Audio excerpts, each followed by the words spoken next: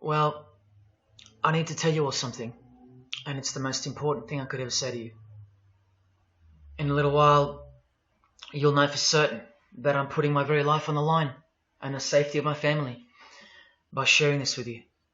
So I hope that buys me at least a few minutes of your precious time. If this video is taken down, it wasn't taken down by me, alright? Now I'm partly doing this to wash your blood off my hands, because God saved my life on a midnight highway one fateful night for this very cause. And He's watching, as He clearly proved that night. See, I should be dead. My sleeping driver was hurling us toward a concrete wall at 100 kilometers an hour when an angel of God was sent to wake me up from a deep sleep with just a whisper and just in time. And for what? Not so I could win X Factor or buy that dream Porsche or marry that dream girl, but for this, for these words, for this moment, so I can tell you something, so I can warn you about something. Nothing could be more important than this. So cancel that movie you wanted to watch, skip that gym session. Don't scroll down to the next post. Just stay with me. Stay with me. Now, don't worry about the quality of the video or the audio. Just focus on the content.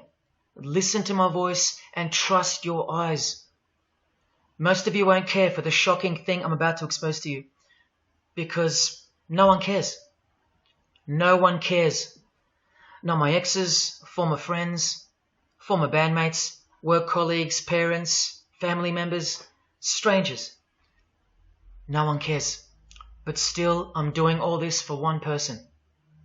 One single human being out there. God is calling you, and He's looking for the last ones before the storm. And if you think you know where I'm going with this, please keep watching, because the most important part of this video comes at the end. Now, everything you're about to hear is a fact, and I'll prove it to you. I will leave no room for doubt. And nothing can stop what's coming. So this isn't a call for an uprising, boycott, protest. No. The Titanic is sinking, and it's unstoppable.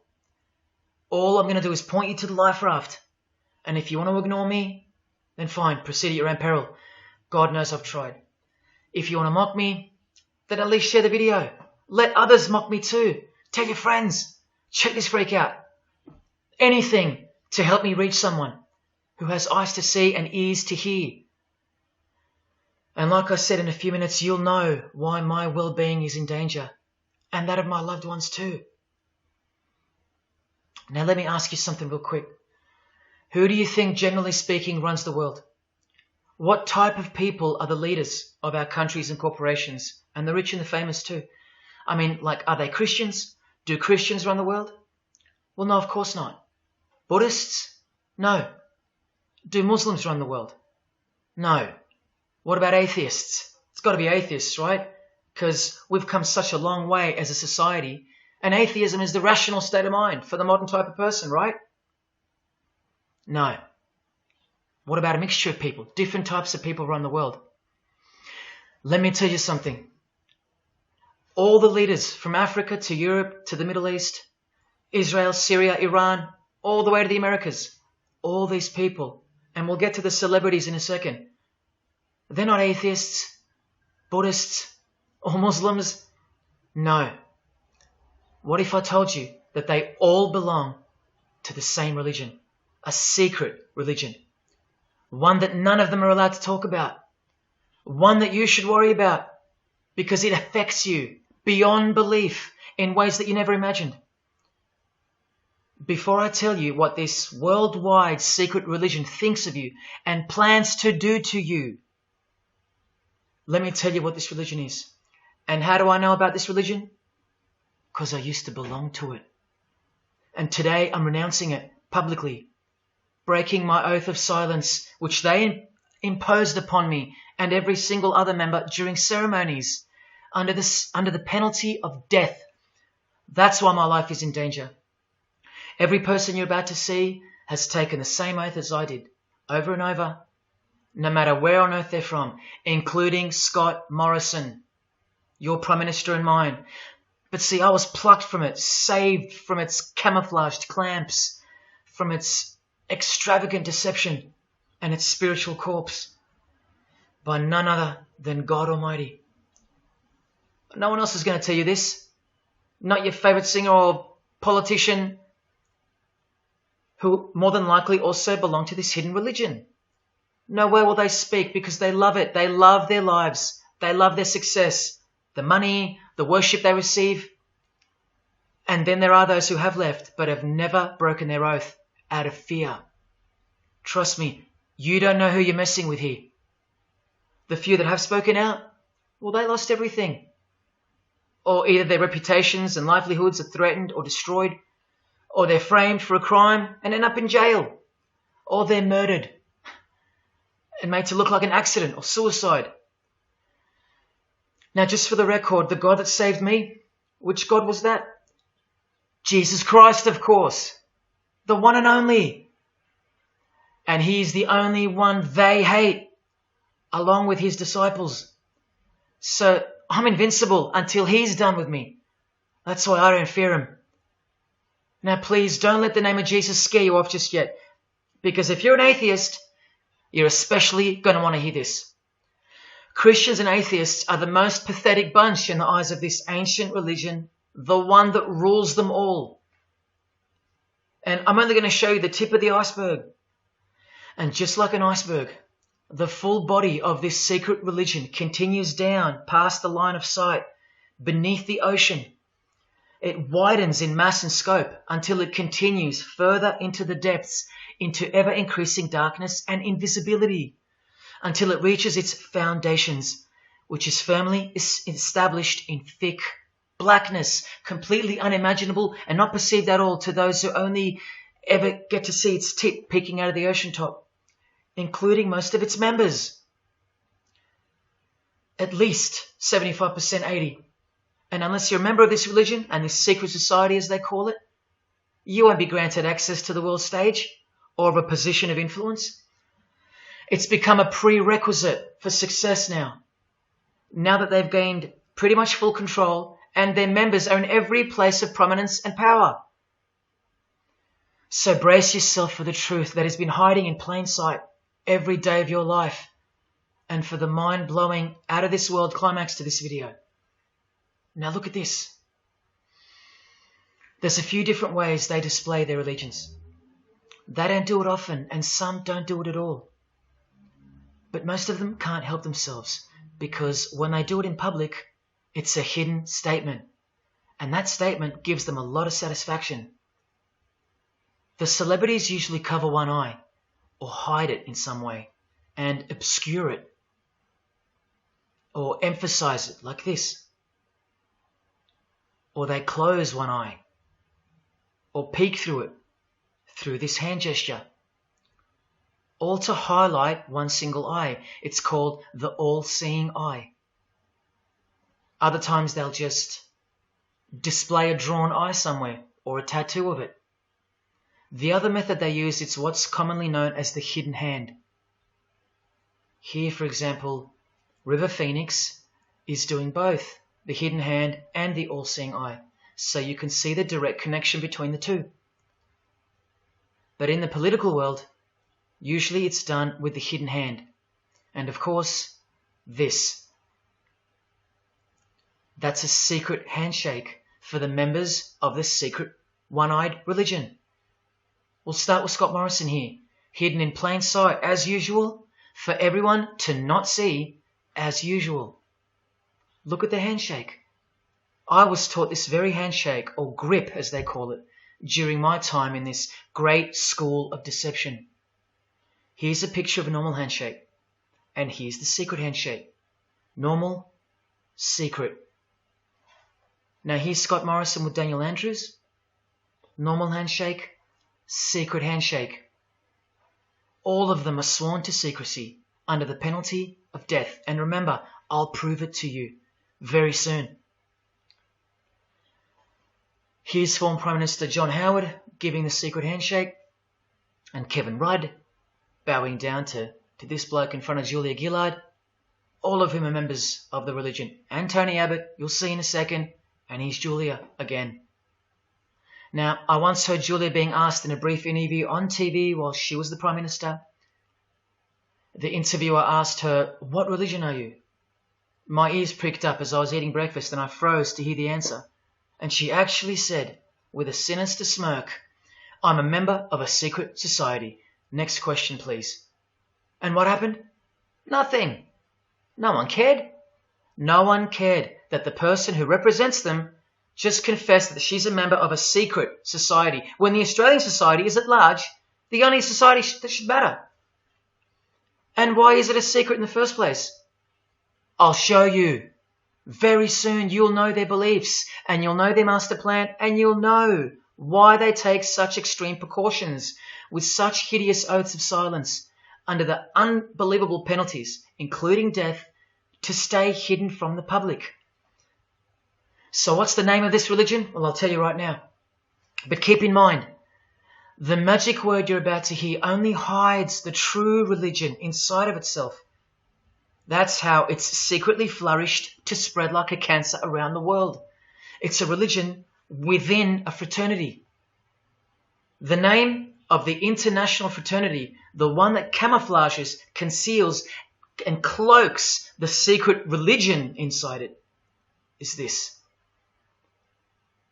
Freemasonry. This is their official symbol, the square and compass. Sometimes with a G in the middle, and sometimes with the eye, the all-seeing eye. This is the same eye that these people are referring to. That's where it comes from. The eye is sometimes placed in a triangle, and that's where this comes from, the eye in the triangle. Here's Chris Angel doing it, standing also next to a mate with a square and compass shirt on. Not a coincidence. This is not something Jay-Z invented. This is the religion Jay-Z belongs to, and proudly, as you're about to see. The Freemasons also place the eye at the top of a pyramid because the Egyptian pyramid is integral to their secret system. Here it is on Chris Angel's shirt and Madonna's jacket. That's a Masonic symbol. The Freemasons are sometimes called the Masons for short. It'll all come together and make sense really soon. Here it is hidden in plain sight at the Australian MTV Awards. And this is the MTV headquarters, by the way. Trust me, there's no doubting this. Here's the same eye in a pyramid on a Crowded House logo. Yes, initiated Freemasons. Here's the eye on the Harbour Bridge for a New Year's Eve gig. And I wonder what that eye could be referring to. So what's the connection? The religion is the connection, the secret religion. And you'll see. Prepare yourself for an incredible revelation and the amazing climax that comes at the end of this video. Now this is where the Freemasons are counting on you to lose interest, or roll your eyes and move on. Because in their beliefs, the uninitiated, meaning you, are ignorant and stupid compared to them. You're technically called the vulgar and the profane. Please prove them wrong. Prove them wrong. And stay with me just a little longer. Now the secret identity of this one eye lies in the heart of this religion that lives, breathes, feeds and grows deep inside of Freemasonry. And Freemasonry camouflages it very successfully. So it goes undetected and undisturbed until it ultimately fulfills a thing called the Great Work. That's what they call it. And they will succeed very shortly. Nothing can stop it now. And I think some of you can sense that something's coming. And who do we trust more than anyone in the world right now?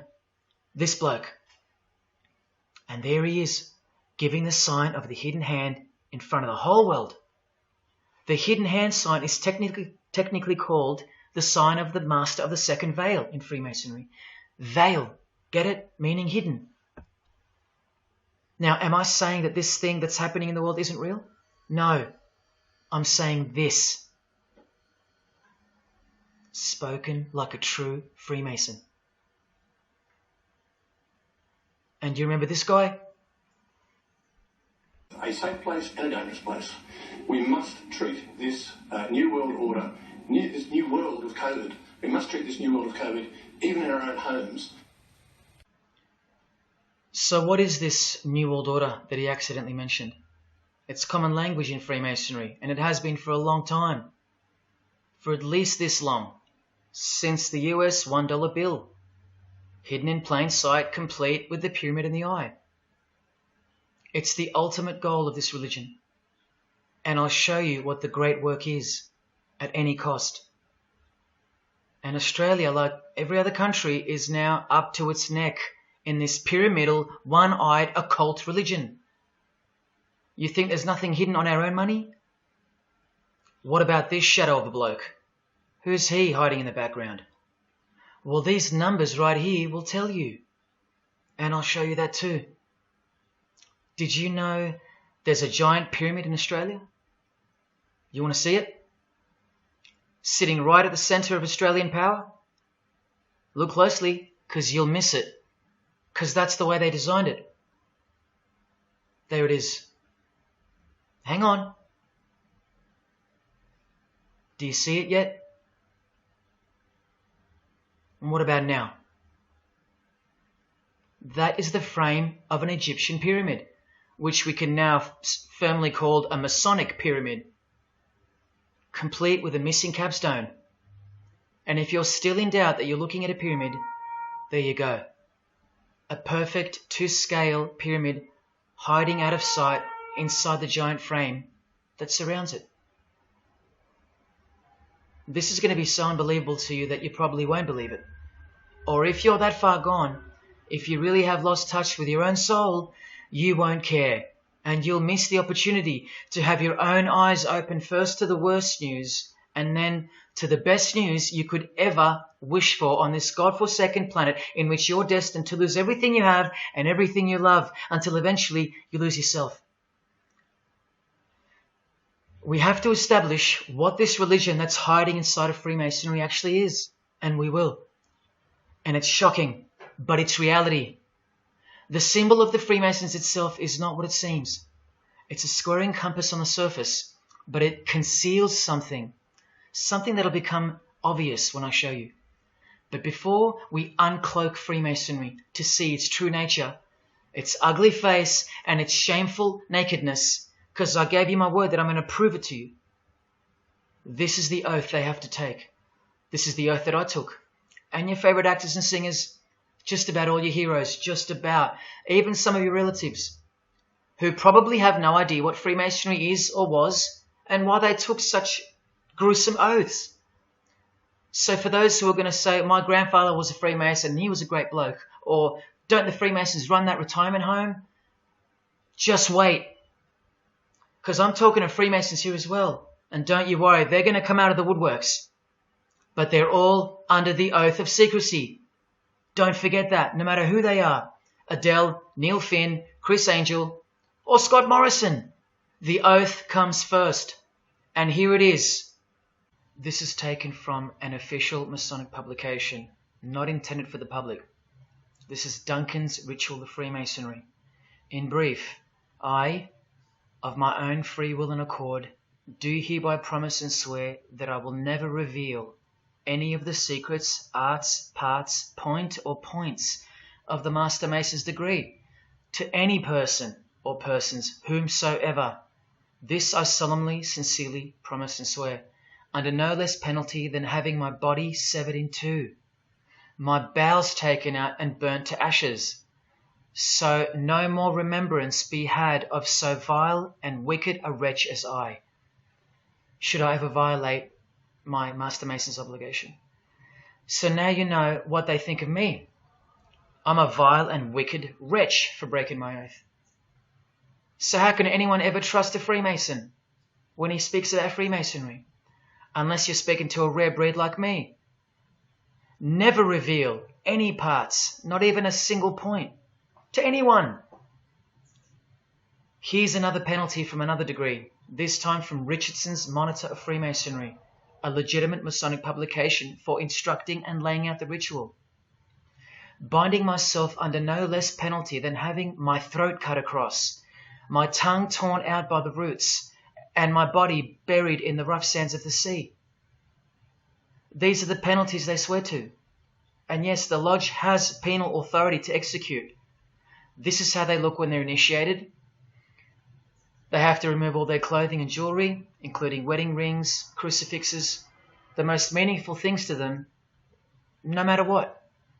They have to go, because complete allegiance to the society is required. You're blindfolded at every initiation because you symbolize someone who lives in utter darkness before you receive the light of Freemasonry. And that light will become so obvious to you in a bit. The secret that is being unveiled by incremental degrees to the candidates in the lodge is staring us in the face in daily life. And that truth is pretty scary if all you know and all you have is this world. But they know much more than that. At one point, when the blindfold comes off, this is what you're surrounded by.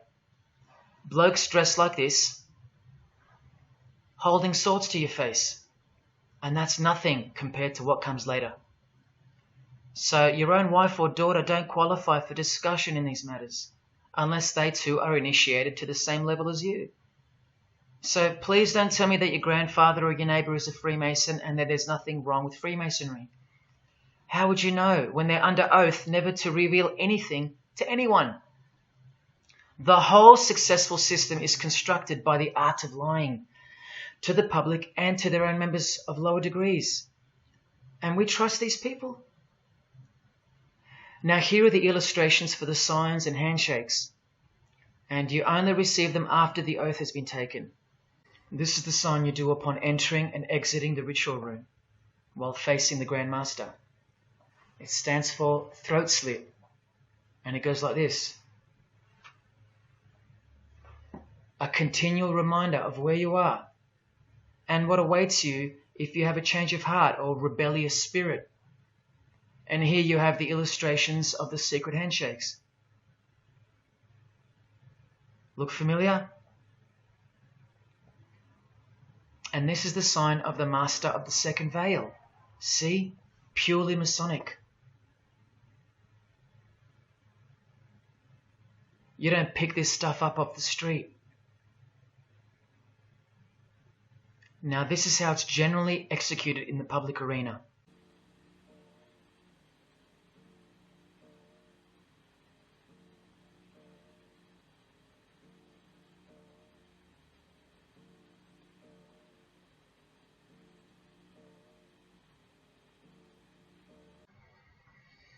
Sneaky, sneaky, huh?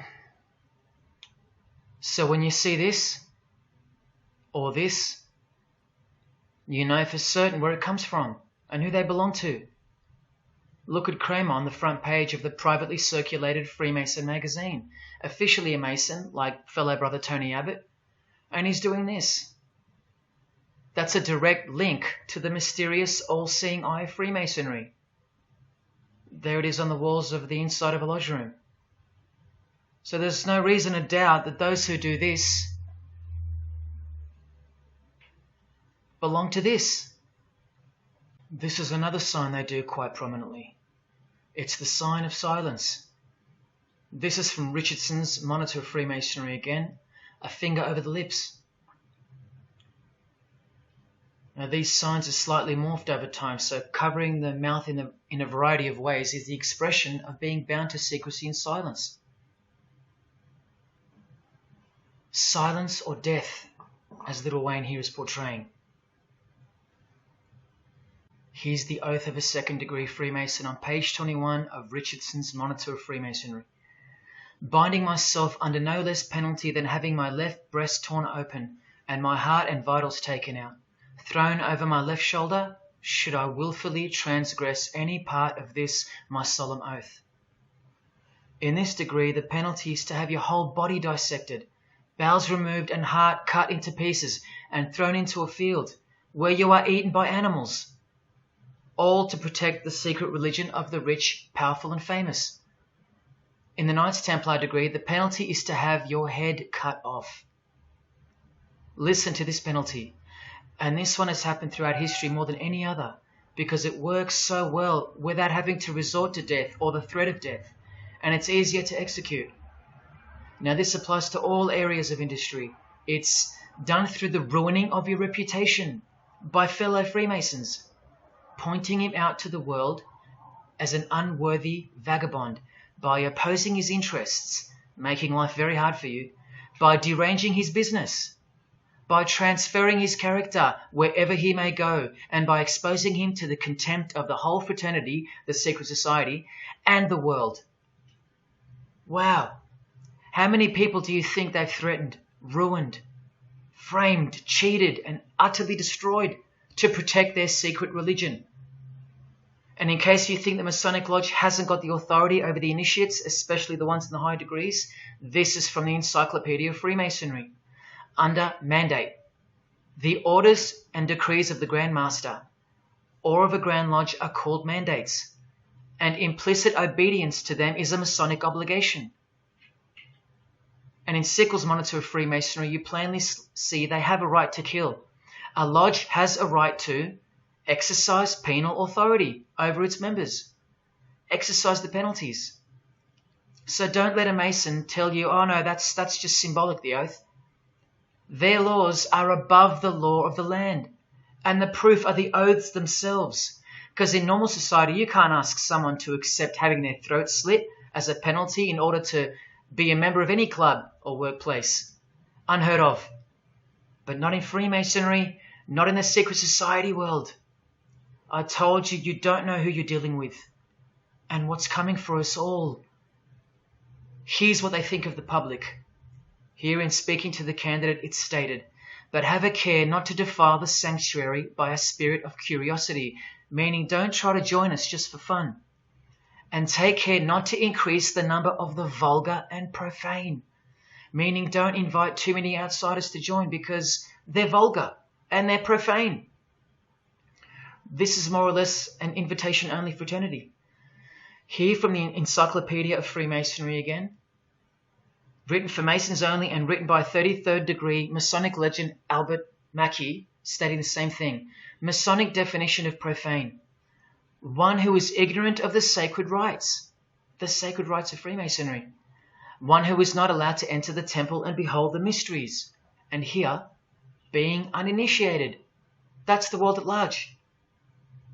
And here, from this old ritual book written by the same legendary author, in the 33rd degree initiation, the Mason drinks wine from a human skull, which has been the cause for a few to leave Masonry, because they wonder, whose skull is this? In the 30th degree, part of the ritual involves stabbing skulls. Illustrated right here. The process of submitting the member further and further involves things like this. See, the candidate who's seeking admission into the next degree to receive more light has to be humiliated and intimidated. This guy here has his foot on the candidate's head. This is what our celebrities and politicians and the most prominent members of our society have done and continue to do. No one is exempt from this. And this is the intimidating and frightening path that you must take that binds you to the secret society before you are revealed the true beliefs of the religion. So can you see the risks I'm taking? You have to stay till the end. Don't let me down. Don't let yourself down or your fellow man. Believe me, it'll be worth it. Now here's one of the 3 greatest Freemasons of all time, who actually helped construct the 33 degrees or rituals of modern Freemasonry, Albert Pike. A hideous man with a deeply complicated mind, and one who will soon help you to see who they really are. This is how important he is to Freemasonry. He's buried here, in the House of the Temple, a Washington Masonic Lodge, just around the corner from the White House. He was called the Grand Commander, Sovereign Pontiff of Universal Freemasonry, a giant of this secret society, the only Confederate general who has his own statue. And who were the Confederates? The dudes that fought for slavery, not against it, defeated by Abraham Lincoln, who was surrounded by these Freemasons, and who was assassinated by this one, John Wilkes Booth, doing the same sign of the Master of the Second Veil. A Freemason assassinated Abraham Lincoln. Undisputable when you have the eyes to see. Now, Albert Pike writes in his colossal work, which some refer to as the Bible of Freemasonry, called Morals and Dogma, and on page 113 he says, "What can there be in common between the vile multitudes and the sublime wisdom?" That's what Freemasons possess, sublime wisdom. That's what their secret is. It's sublime. The secret I'll reveal to you. Now, just quickly, here's Freemason Kanye West. Here he's giving the Masonic grip to his brother Mason Jay-Z. Look at the lapel he's wearing in this picture. It's the same double-headed eagle as on the front cover of the so-called Bible of Freemasonry, Morals and Dogma, written by the Grand Commander Sovereign Pontiff of the religion that Kanye and Jay-Z have been sworn into and thus granted access to international success. His Christian conversion isn't what it seems, and you'll soon see what job he has to do. Now look at what else Freemasonry thinks of the uninitiated, from the words of the Grand Commander himself. The truth must be kept secret, and the masses need a teaching proportioned to their imperfect reason. I hope you're listening, because we're about to get going here. These truths were covered from the common people as with a veil. There's that veil again. And the mysteries were carried into every country. Freemasonry was secretly imported from the East into the whole world to weave its web in the darkness to increase and advance its agenda. The sages, meaning the enlightened ones, always had an esoteric creed, unknown to the vulgar. And here he says, to the end that the vulgar herd, seeing, might not see anything, and hearing, might comprehend nothing. Are they right? Am I wasting my time, laying it all down for nothing? Because they know you so well? Your favorite celebrity and politician's secret religion is beyond the reach of the vulgar. Vulgar is what you are to them. He won't tell you. She won't tell you. And they won't tell you.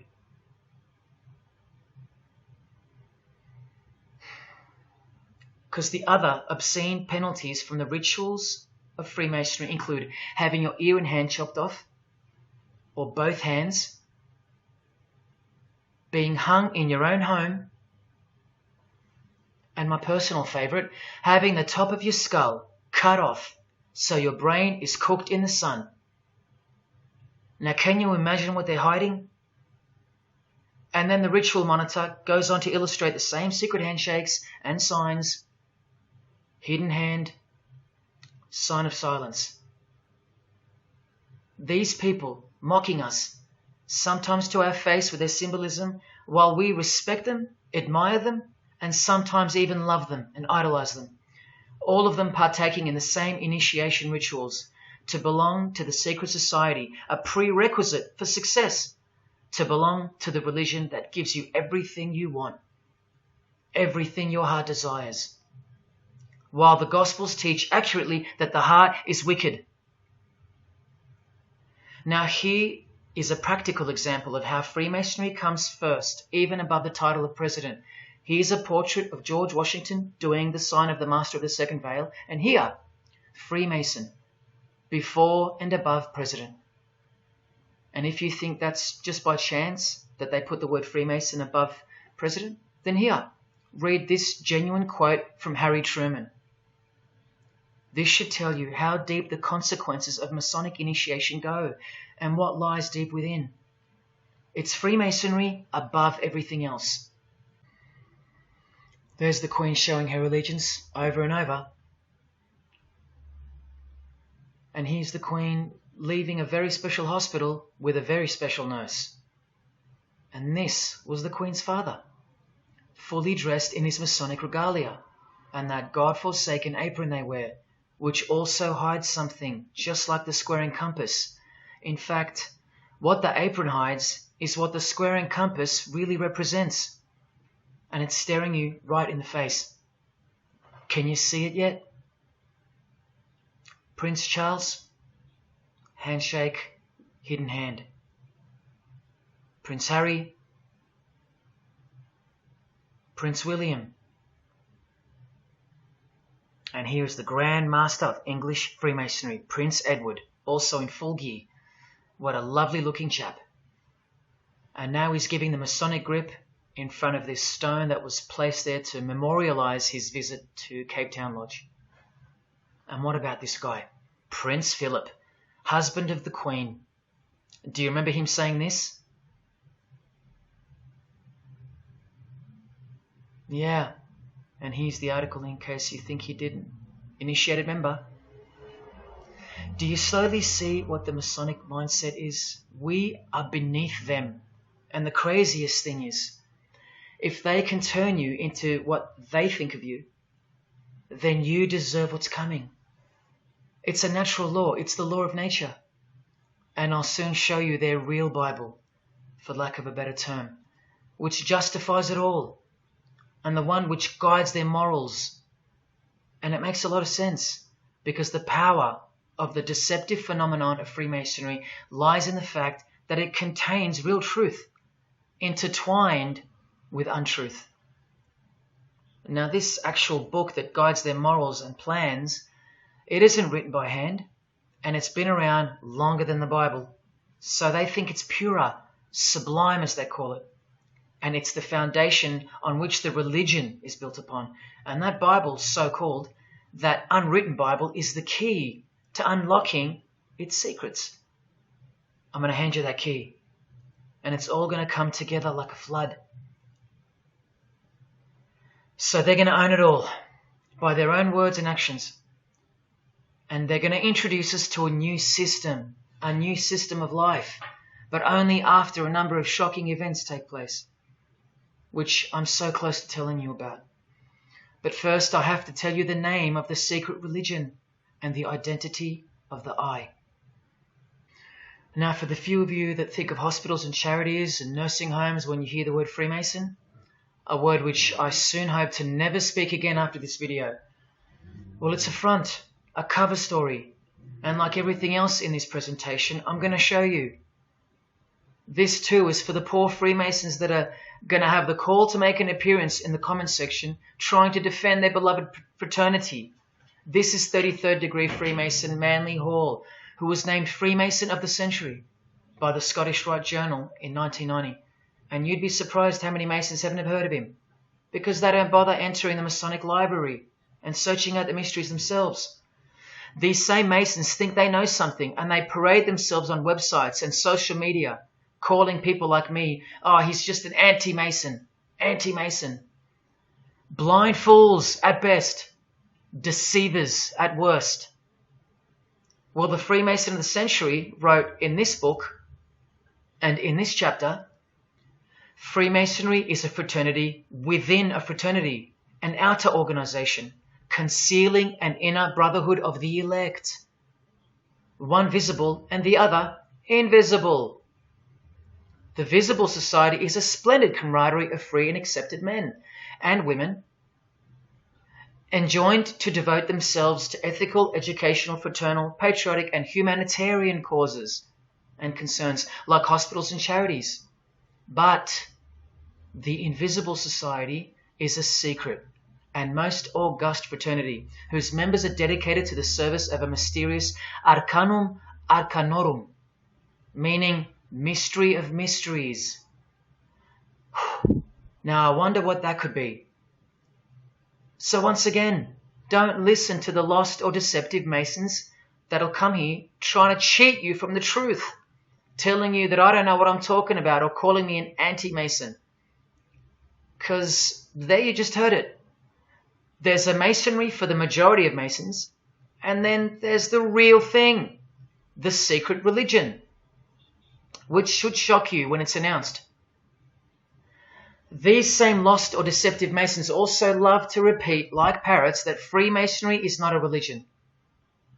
Well, what does the Freemason of the Century have to say about that? From this book, he writes, Masonry is essentially a religious order. Not just a little bit religious, but essential. And here, the iconic giant of Freemasonry says in Morals and Dogma, every Masonic lodge is a temple of religion, and its teachings are instructions in religion. So please, Sit down, Masons, because Freemasonry is a religion. And soon, I'm going to tell you what it's really called. Now look at this from the same book, and speaking about fellow Freemasons being initiated in the lodge room. Part of the symbols are displayed there to the initiate, but he is intentionally misled by false interpretations. Their true explication is reserved for the princes of Freemasonry. The whole body of the royal art, which you'll know all about soon, was hidden so carefully in the higher degrees. So you see, the whole thing is built on lies. And the ultimate liar lives inside the triangle, above the pyramid, so that even the highest Masons are living a monstrous lie. Wake up, Masons. Even you are deceived, just as the public is. Unless, of course, you're hungry enough to want to acquire all the power and climb up that pyramid closer to the eye that sees all. In that case, close your mouth, go back to your lodge, and good luck to you. Or, of course, grow some kahunas and be honest. But then you can't, right? Because you'd be breaking your oath. Sad. Oh, it's good to be free, under the wing of the true master. Stick around if you're interested, and you'll get to see some wonder. When I pull that cloak called Freemasonry right off, and those that are still here watching will get to see the true colours of the nakedness and the horror of the Masonic Lodge, and the religion that rules them all. Another thing that Masons will repeatedly say is that this has nothing to do with Freemasonry, and it's just a conspiracy theory. Well, the 33rd degree Freemason of the century also wrote this book about 100 years ago, The Secret Destiny of America, and look at the front cover. And I'll tell you why America is so important for the ultimate goal of the secret society. It's disturbing, but it's also essential in understanding the near future and what's going to take place. So for the Freemasons that still say that this is not a Masonic design, especially this Masonic website called Masonic Info, insisting here that even the eye in the triangle or pyramid is not Masonic. Completely laughable and pure disinformation for the stupid masses. Try arguing against this. This is from a 1960 copy of the New Age magazine, an official organ of the Supreme Council of 33rd Degrees. No higher authority in the United States to speak of the relationship between Freemasonry and the US $1 bill. Masonic symbolism in a $1 bill. Look at them all. 13 leaves, 13 bars, 13 feathers, so on and so forth, and of course, this, the Masonic all-seeing eye, located in the pyramid. So, you think this is a conspiracy theory, or just a plain conspiracy? Well, here's JFK, yes, a Freemason, but one who had enough when he wanted to print money disassociated from the Masonic central banks, just like Abraham Lincoln. And he paid the price for it as well. Listen to the speech we never hear about in school. More proof that they control the education system here and everywhere. Please, just have a quick listen to this. Ladies and gentlemen, the very word secrecy is repugnant in a free and open society. And we are, as a people, inherently and historically opposed to secret societies, to secret oaths, and to secret proceedings. For we are opposed around the world by a monolithic and ruthless conspiracy that relies primarily on covert means. I am asking your help in the tremendous task of informing and alerting the American people.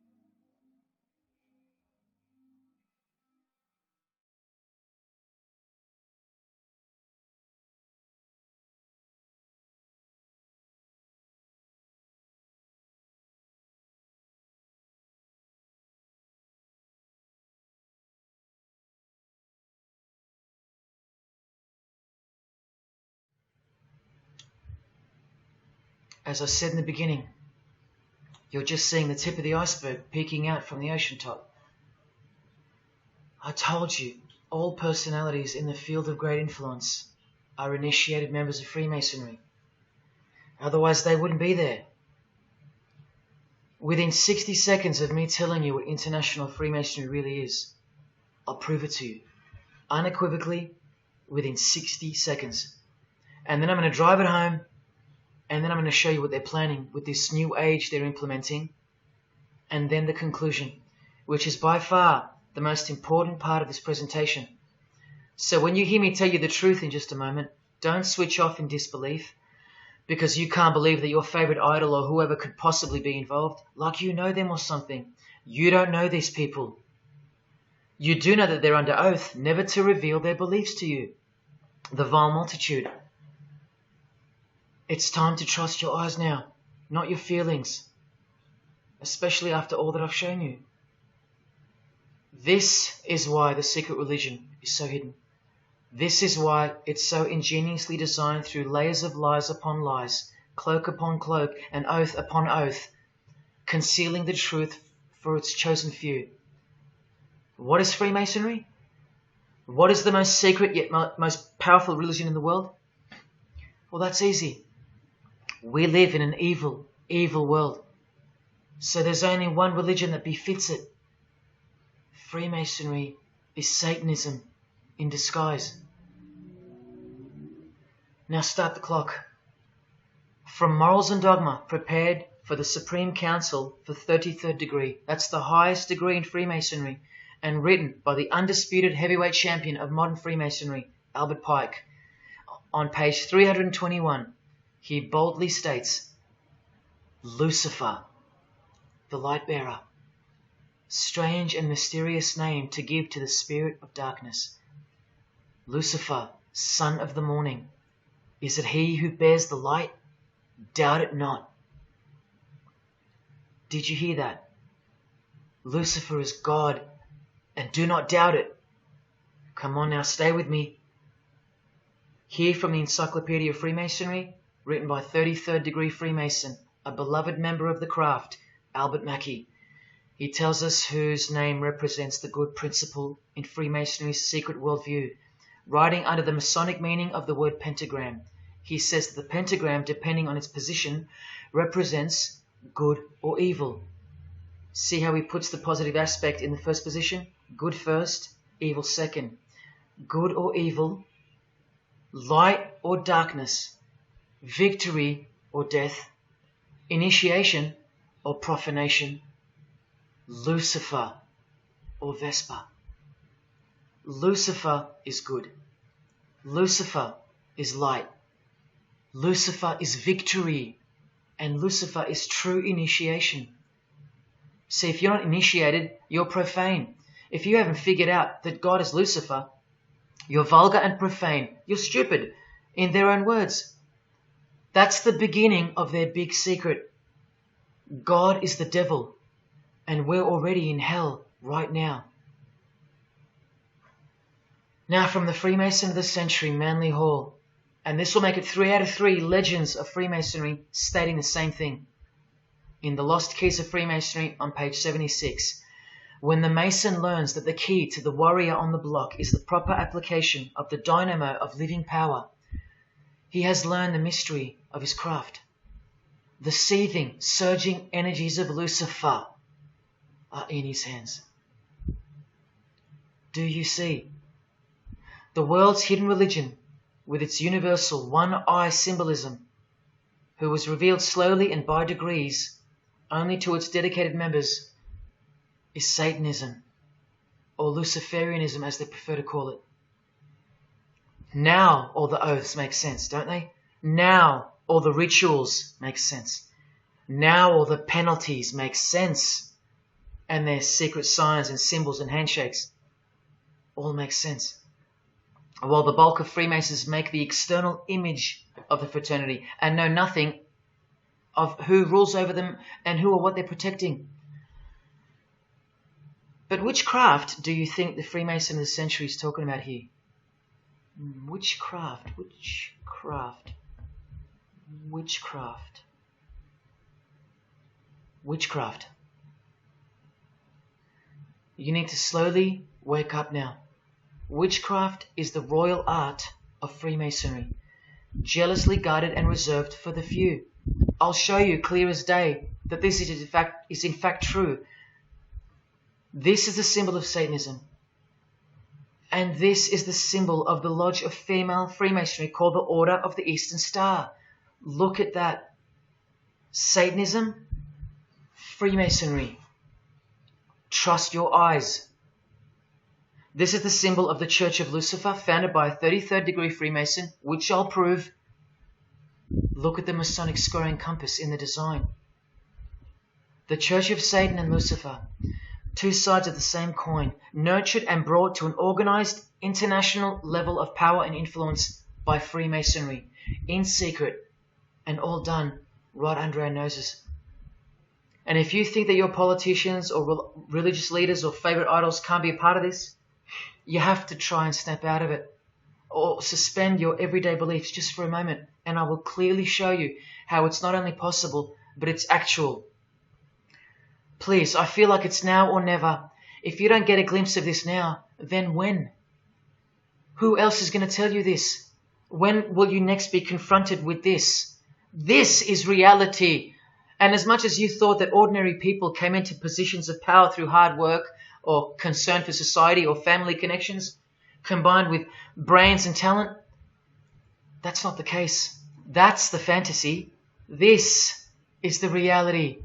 They all go through Freemasonry.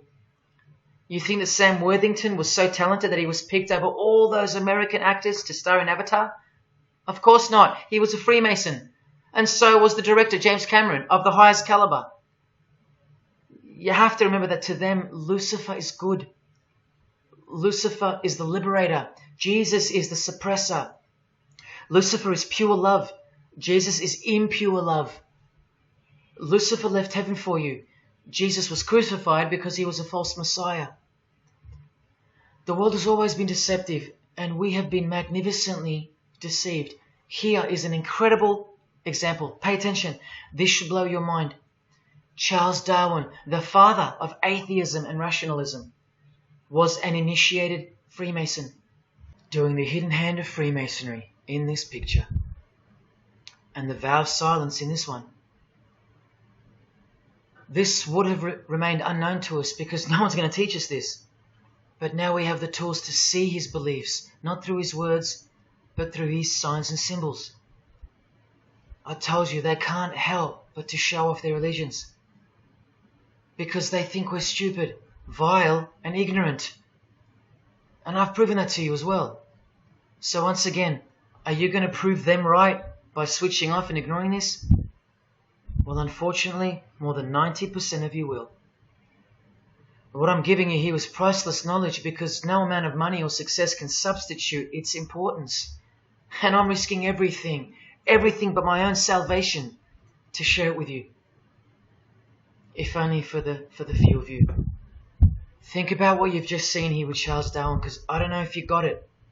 You cannot be accepted as a candidate of Freemasonry unless you believe in a supreme being, as exemplified here with Phil Collins, speculated by some to be an atheist, but this seems impossible because being a Freemason, he has to believe in a higher power, or more accurately, supreme being, and I can personally vouch for that. And look here in the Masonic Oath itself. The candidate says, I will not aid or be present at the initiation of an atheist, a madman, or a fool. Freemasonry believes that to be an atheist is to be the equivalent of a madman. And they're right. Yet while they propagate atheism around the world, in universities and schools, Charles Darwin himself was a believer in an intelligent designer, a supreme being. He had to be, because he's a Freemason.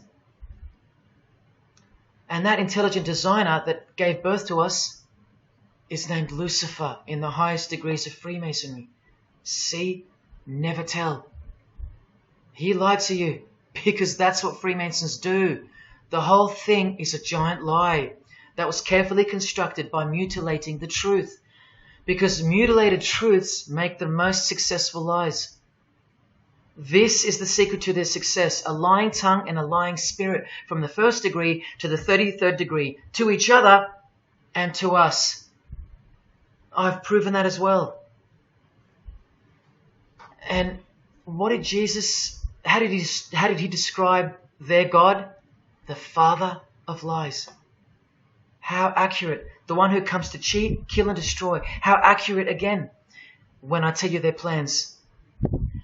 Look here, Charles Darwin is noted as an influential figure by the Satanic Temple. And proof for them, apart from the intelligent design that is all around us, that Lucifer is real and that he's the god of this realm, is the power of witchcraft or magic. Magic works because there's a hierarchy or a pyramidal power structure in the spirit realm, a realm devoid of any love for you. And these spirits can be conjured up and summoned by the practitioners of the royal art of Freemasonry. They ask for something in return, however. Listen to Bob Dylan, a Freemason. Hidden hand, one-eye symbolism. Out here doing these songs, you're still on tour. I do, but I don't take it for granted. Why do you still do it? Why are you still out here? Well, it goes back to the destiny thing. I made a bargain with it, a long time ago, and I'm holding up my hand. What was your bargain? To get where I am now. Should I ask who you made the bargain with? with the chief commander. On this earth? And this earth, and then in a world we can't see. How does one communicate with Bob Dylan's chief commander, Lucifer? By the jealously guarded royal art of Freemasonry, witchcraft. This is from the Encyclopedia of American Religions. Secrecy is bolstered by a system of initiations and degrees, the Freemasonic system. The material which is kept secret is the magical knowledge of the group. This knowledge may consist of rituals and powerful magical formulas. Do you think J.K. Rowling isn't a Luciferian? In this article, J.K. Rowling reveals the inspiration behind the Deathly Hallows symbol. And what is it? The Masonic squaring compass, with the one eye that all the celebrities mimic. That's the inspiration. They're all members of the secret society. If you think that doesn't prove anything, here she is with her new tattoo. It says Solve Coagula. Also a song titled by fellow Freemason Marilyn Manson. And where does it come from? Here, the Baphomet. The image of Lucifer as conceptualized by another Freemason, Eliphas Levi, in his book, The Doctrine of Transcendental Magic. This horrid thing, with breasts, a penis, and a goat's head with 2 horns, has these words written on its arms, Solve Coagula. The impact of the meaning of these 2 words should disturb you to soberness when I tell you about them. Because apart from other things, they involve the process in which the new system will be implemented at unbelievable cost to you and I. Here's a statue of the Baphomet at the temple, Satanic Temple, complete with 2 little kids admiring it. That's J.K. Rowling's religion, Satanism. The secret religion for the highly evolved and the highly successful. Welcome to the real world. The same Masonic author writes in The Doctrine of Transcendental Magic, in the ceremonies practiced at reception by all secret societies, there are found indications of a doctrine which is everywhere carefully concealed, and that is witchcraft. And in his History of Magic, he tells us it is the royal art. And that's what Freemasonry calls it.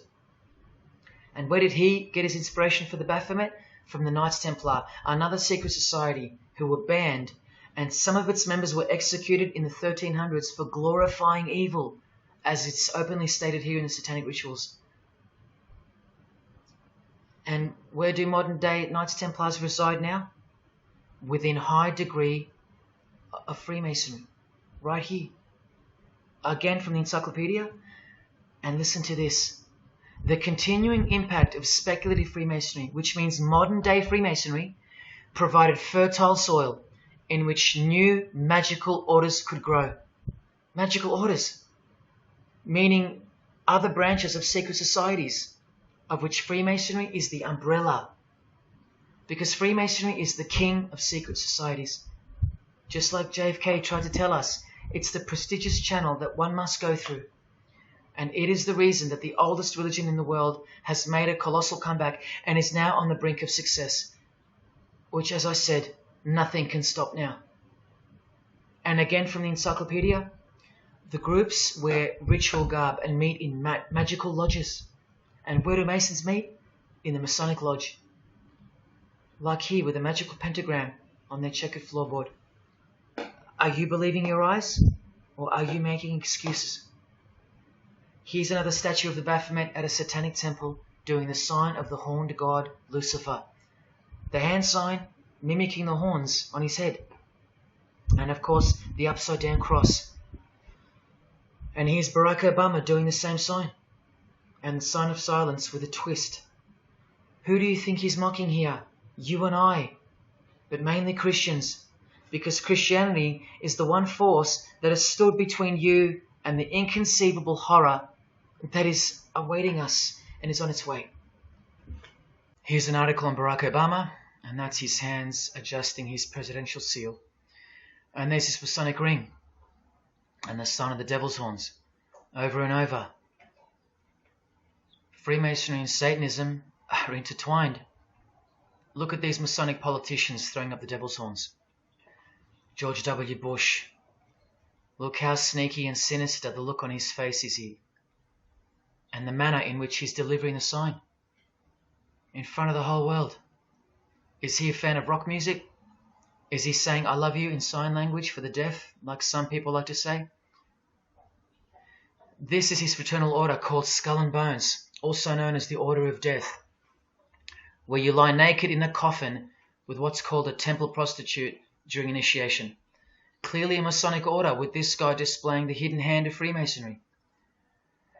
In Stanley Kubrick's last movie before his death, he's telling you that all prominent members of industry, including politics, as the movie goes on to show, are members of a satanic secret society. In it, he shows the members engage in an orgy and feast after the ceremony of dedication to their horned god. To identify which secret society he's referring to, he leaves the clues in the artwork. Not once, not twice, but 3 times. The One-Eyed Religion. And who do you think the title of the movie is dedicated to? None other than the stupid, ignorant, and uninitiated masses watching the movie. And you know it now. He knew that when we'd leave the cinema, we'd be commenting on the performance of Tom Cruise, or giggling about the orgy scene, or just being disappointed because the movie went too long, or some other meaningless critique, with eyes wide shut. Look at the cover of his other movie, A Clockwork Orange. The eye on top of the pyramid. And on his shirt, the word devil in Italian. Let me take it up a notch, in case this isn't registering. Listen to the founder of the Satanic Church, Anton LaVey, tell us in his book, The Satanic Rituals, which is a companion to the Satanic Bible, Masonic orders have contained the most influential men in many governments, and virtually every occult order has many Masonic roots. This is back in 1972 he said this. Now 40 years later it should read all governments, not many. And why is the founder of the Church of Satan talking about Freemasonry, the most respectable and charitable fraternity in the world, that no one seems to talk about and that we never hear about in school? This is why. Because the Satanic Ritual is a blend of Gnostic, Kabbalistic, Hermetic, and Masonic elements. That's crazy, because Freemasonry is a blend of Gnostic, Kabbalistic, and Hermetic elements too. Any Masonic writer will confirm that. But how can that be? Because Freemasonry is Satanism in disguise. On page 106, every rite of the Black Order employed Masonic principles. Every rite of these Black Orders, one of which was called Freunden von Lucifer, which translates to Friends of Lucifer. And guess what? There are numerous manifestations of Satanism in Masonic ritual, including the goat, the coffin, and the death's head. Please awaken, O sleeper, and let the glorious light of the truth dawn upon your sleepy eyes. How did Freemasonry get away with this? Just like Jesus, the greatest enemy of theirs, said they would, by dressing the wolves as sheep. A satanic underground carefully cloaked in Christian trappings. That's how Freemasonry got away with it. We can't find out about it because they run the media and the education system clearly. John F. Kennedy was brutally assassinated after he attempted to inform us that we are opposed around the world by a monolithic conspiracy. Did he know that Lucifer was the god of Freemasonry? I don't know. The Grand Master of my lodge, who was the mayor of the city, was a 32nd degree Freemason. That's one short of the top, one short of the true beginning of the secret religion, and he had no idea what Freemasonry really was. After 42 years in the lodge, they never invited him into the 33rd degree initiation because he couldn't see past the Christian trappings, as they were designed to do exactly that, trap the Christian, or trap anyone else who was too sensitive to behold the truth. Thus, Freemasonry could halt their progress at any time without suspicion, because it's a rare thing to reach the 33rd degree, and every Freemason knows that. So that there are no rude awakenings that take place with those that aren't ready to embrace Lucifer as the true god of Freemasonry and the world. This is an ingenious system, birthed by what must have been demonic inspiration. Anton LaVey says that this ingenious system I speak of serves as a rudimentary screening process for organized Satanism. Exactly right. It's a filtering process, as I've said earlier.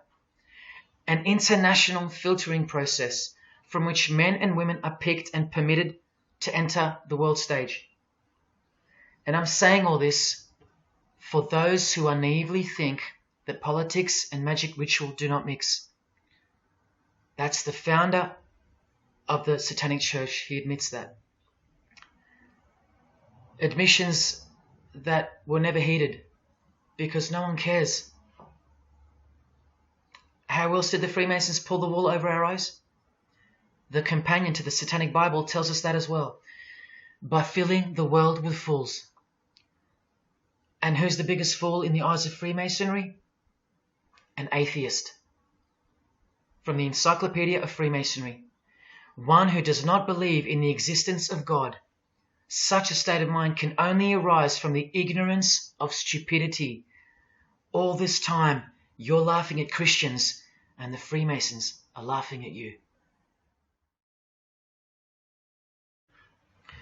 Here's Brad Pitt, wearing his Masonic ring and covering his eye. Now here's a genuine quote from Brad Pitt, the Freemason. In short, I could really try on something different for myself. That was Satanism. It's working out really well. I made a pact. That's why. You don't believe him? Bob Dylan does. And the hand sign they all do. Allow me to show you what it symbolizes. And now that you know what you know, it should make sense to you. It stands for 666. Yes, indeed. Satan's number, foretold by Jesus Christ. Now just hang on, let me prove it to you. Here it is for all to see on this shirt design, worn by Guns N' Roses guitarist Slash. See the I in the middle of the 6? Repeated 3 times. That's 666. In this one, the design in the shirt is clearly demonstrated by the person wearing it. Another example, the hand sign with 3 6s on the shirt. Here's a movie poster, the hand sign and the 6 on his lapel. Connect the dots. Here's Don Cheadle, the hand sign, and here he covers one eye with the dice. What's the number on the dice that he holds toward the camera? 6. There's literally 3 6s that manifest in the hand sign itself, like this. That's why they do it. Here's Drake with the most obvious example, holding up the hand sign with the all-seeing eye of Lucifer on his bicep. And here, blatantly connecting the 6 to the hand sign on the artwork to one of his songs. The hand sign over one eye, obviously signifying a 6. This is proof. The number is mystical and it's grounded in reality, and it's related to sex rituals within witchcraft. You'll see, I'll show you. But if that's not enough, there. Drake is clearly intending that hand sign to be a way of communicating the number 666. A hater of Christianity and Jesus Christ. But I wonder why. He has everything he desires. Christians aren't suppressing him. He doesn't hate Buddha or Muhammad. None of them do. No. Jesus is who they hate. But they protect Freemasonry by communicating its presence in their lives not by word, but by symbols and signs. Disciples of Lucifer. While you don't believe it, they take it very seriously, and they mock you by displaying it in your face. They know the truth. The chief commander, the one at the top of the pyramid, is Satan, the god of this world, just like Jesus told you who he is. Britney Spears doing the 666 over the eye, and look at this. The devil's horns while she wears the seal of the US $1 bill, designed by Freemasons. You know why now. You just have to stop denying it. Freemasonry is Satanism in disguise. This is how they tell you. Let's go to Britney's close friend, whom she tongue-kissed in front of the world, sexualized as these people are, and for all the girls out there to be inspired and corrupted by. Madonna, wearing the same Masonic design as Britney. 666 hand sign, the one eye symbolism, and the vow of silence. The vow of silence with her fellow practitioner of witchcraft. The Masonic eye in the triangle behind her, and now the upside down cross of Christ on her outfit. A member of the secret society who hates Jesus with a passion, as you can see here with Lucifer, the god of Freemasonry, giving her oral sex. Deep despisers of Christianity. Are you wondering why yet? The sign of the devil's horns here, meaningfully placed and done with precise intent, like with all of them. And here teaching her poor children to follow in her footsteps. Truly only God knows how many young people she's perverted in her career, all orchestrated by Freemasonry. Here's the founder of the Church of Satan again, Anton LaVey, showing the horn sign. The horned god of the witches, as illustrated by Una Woodruff in her book Witches. And here, with a member of the Agora sect of Hinduism partaking in a ritual of the oldest religion of the world. She's drinking blood here from what? A human skull. Sound familiar? That's right. That's what all the high-level Freemasons do, except they use wine, until they themselves are invited into the secret religion. It's ritualistically done to gain magical abilities, not a myth. And look at her hand sign. It's also known as the El Diablo. Do you still think this hand sign is a joke, or it's misunderstood or misrepresented by people like me? Look at the cover of Anton's other book called Satan Speaks. Look at the eye. He has one eye emphasized. Can you see? What about the image of Lucifer in the Satanic Temple? Look at the right eye. It's darkened. You ready for this? From the Bible. And this passage is thousands of years old. Woe to the worthless shepherd. His right arm shall be completely withered, and his right eye shall be utterly darkened. Where do you think this hatred for Jesus comes from? Do you think it's because we've outgrown it? Or because it speaks the truth? Who do you think this worthless shepherd with one eye darkened is? And who said, I am the good shepherd? Who said that? Jesus Christ is the good shepherd, not the worthless shepherd with one eye. You think this is all just a coincidence? Just hang tight a little longer and you will see some wonder. Here's Anton LaVey with Freemason Marilyn Manson, and here's Marilyn covering his eye. In case you forgot that this is the eye of Freemasonry, the international religion they all belong to. Here he is giving the sign of the master of the second veil, the hidden hand of Freemasonry, along with his Masonic ring. You know how many presidents and journalists and common men have tried to expose Freemasonry? Or get it shut down, get it banned? Well, those days are long gone.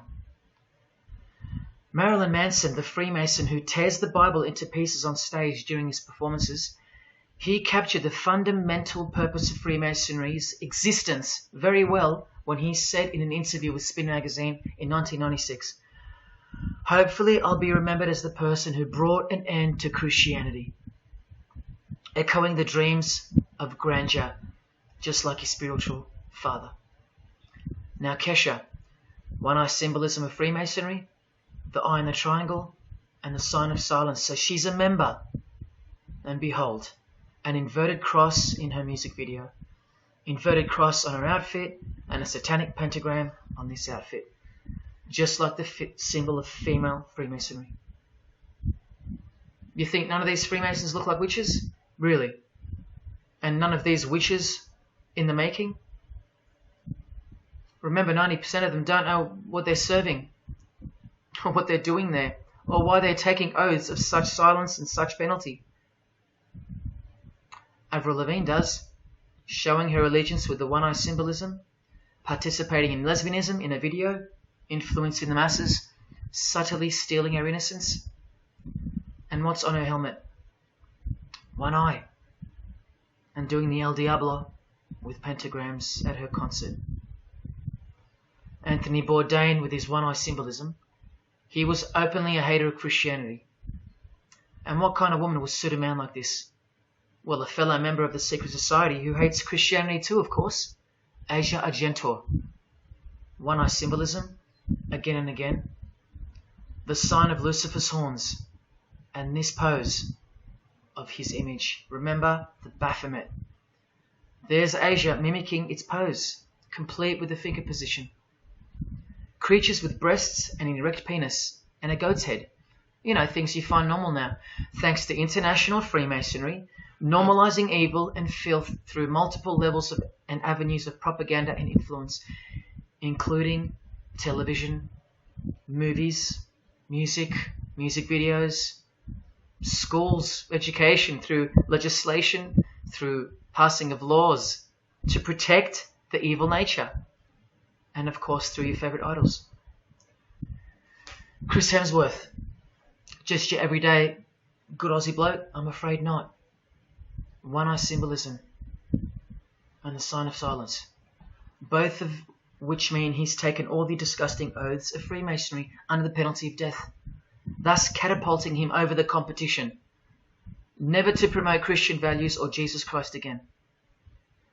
The 666 hand sign, and now, see how the hand symbol makes sense? Amber Heard, who was married to this Freemason, who's best friends with this Freemason. I told you they only date, marry and associate with their secret society. Here with the 666 over one eye, and this tweet. I think it's a tweet, I don't know. Look at the one eye closed, darkened if you will, and identifying its meaning with the devil's hand symbol. Of course, she camouflages the whole thing with her misdirecting words for the dumb masses. But we can see through that now, right? Oh, look, it's Elon Musk replying. He's a fan of Amber Heard. Or is there more to it? Good sign, he says. The sign of the devil's horns. The fertility god. The sex god. That's what he's referring to. Why on earth would he point that out? You know why. But to be sure, let's go to his wife or girlfriend, Grimes. One eye. And whose eye is it?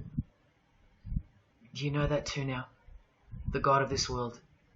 Who hates Jesus Christ just like she does. 2 inverted crosses of Christ and the pentagram. And what about Elon's mother? Of course, all members of the secret society. Most of us who never even knew it existed. Blink-182, initiated member with some of his secret brothers from the lodge. Vow of silence. Sign of the devil. Cyndi Lauper, all-seeing eye. Vow of silence. the sign of the god of this world. Christian Bale, who thanked Satan at an award show, doing the sign of the master of the second veil, the hidden hand of Freemasonry. Ashley Tisdale, all-seeing eye, social media post, and hanging out with her boyfriend, who proudly wears the Satanic Cross. You think they belong to the same religion? Of course they do. Bonnie Wright, one eye and the Satanic horns. John Cleese, I include him here because he's a well-known hater and mocker of Jesus Christ and Christianity. He got rich off it, and he's a proud Freemason, showing his allegiance. Motley Crue, Nikki Sixx, Tommy Lee, Vince Neil holding a cross upside down, and their album cover. Secretly Freemasons under oath while promoting Satanism in the open, doing their job and influencing the masses to hate Jesus and Christianity and to live a life of sin through seduction of their music. Secret Society member Jimi Hendrix hiding one eye and telling you about the secret powers of music. Nirvana, Kurt, bass player Chris, Dave Grohl, Dave and Jack Black making the sign of the pentagram, a geometric tool used in the magical curriculum, and Dave wearing his upside down cross. Hard to listen to all those beautiful songs he's written now. Courtney Love and her daughter glorifying the symbol of Satan, and Nirvana discovering something on a road trip while covering some numbers up. Proud Satanists, all secret Freemasons. Here's Quentin Tarantino. Now that we know what we know, can you see through this picture to reach its true meaning? The all-seeing eye, whose identity is revealed by the hand gesture, which is 666, with the vow of silence and throwing up the devil's horns, which I hope you can finally see means something. Share. Can this get any more obvious now? The sign of the vow of silence being made with the sign of the devil, telling you that the secret which isn't to be spoken of is Lucifer, right there in front of you. Speaking through signs and symbols, like Confucius said, signs and symbols rule the world, not words nor laws. Cardi B, I just want you to see a few connections between the one-eye symbolism, the 666 hand sign, and the horned God symbol. Eddie Izzard, all-seeing eye, hidden hand, and mimicking the horns of the Masonic God. Oh, but men love the darkness rather than light, as the scriptures put it so solemnly. Look at how precise that statement is.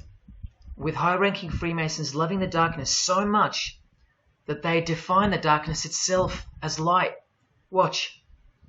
In MasonicWorld.com, an article by Worshipful Master John Alexander, who has journeyed from the lower degrees to the high and sublime degrees. This is the religion of our leaders and celebrities, so listen. He writes, every ritual from the high and sublime degrees that I've ever read contains the statement, I beg you to observe that the light of a Master Mason is darkness visible. I put it to you, brethren, that this is the most accurate description of Masonic light that you will ever find. Think about what you just heard, because this is what they learn. Masonic light is darkness. And this is before they enter the real religion of Freemasonry, Satanism. That's why in the high degrees the ritual states to the candidate, I beg of you to observe, meaning to ponder, to contemplate what they mean by the statement. My 32nd degree Grand Master, he never understood. And they don't push you, remember? It's all a screening process to weed out the weaklings who can't handle the truth. The truth that this is how the all-seeing eye sees things. Evil is good and good is evil. Look at what he says immediately afterwards. In keeping with our normal Masonic practice of burying our important truths deeply, the ritual sets out to immediately disguise this truth. Usually people bury their lies, but Masons bury their truths. Because their truth is that God is the devil and that we are in hell. So everything has to be flipped on its head in order for things to make sense in this place where lust creates life, where might is right, where compassion is weakness, and of course, in order to succeed. Look here, with another Freemason of the highest degree, Helena Blavatsky. She writes in her book, The Secret Doctrine. Doctrine means belief. So the book is called The Secret Belief. The Secret Belief of Freemasonry. She says, the sons of God, of whom Satan was one, all those spiritual beings were called angels of darkness, because that darkness is absolute light. Do you see how far they go to protect and glorify the darkness? Because men love darkness rather than light. If these were just randoms next door or some minor cult, I wouldn't be telling you about them, and I really wouldn't care this much. But these are not randoms. These are our heroes. These are those who have crept into the power structure very slowly since 1717, when the first Masonic Grand Lodge was organized, to overthrow Christianity and the world. These are those who we admire, trust. And these are those who have perverted our culture with one hand, the hidden hand, while upholding it with the other hand. So you can never call them out, because they run charities, nursing homes, and children's hospitals in the open, while they propagate smut, violence, debt, and of course atheism in secret. While a plethora of everyday distractions are endlessly supplied to us through entertainment and news, plowing through our lives. That's political Freemasonry, politicizing everything, including entertainment, supplying you with their heroes and their idols. And now that 95% of the world have been spiritually disarmed by thinking, oh, the world is a good place and Jesus is a myth, they've rigged our infrastructure and they're about to bring it down so they can build up their new world from the ashes. A completely new system of life on this planet is coming. I promise you that. In a book called Satan's Master Plan, LaVey affirms his commitment to destroy Christianity. Now check out Anton LaVey, once again in perfect parallel with Freemasonry, stating in the Satanic Bible, waiting at the darkness visible for that bright and morning star. Bright and morning star being a reference to Lucifer. The exact same expression as the Freemason and worshipful master John Alexander that we just heard describing Masonic light. Darkness visible. Identical language. Because Freemasonry is Satanism in disguise. This is what the initiated queen of Freemasonry, Helena Blavatsky, says of the bulk of Freemasons in her book. The knowledge of their members about the full signification of their symbols is nil. And that's of course true to the Freemasons listening. How do I know she's a Freemason? Because her diploma was reproduced on page 66 in Freemasonry Universal, Volume 5, Part 2, in the Autumn Equinox, 1929. And also because she's displaying the Masonic penalty sign, like all these Freemasons. Drew Barrymore, all-seeing eye, vow of silence.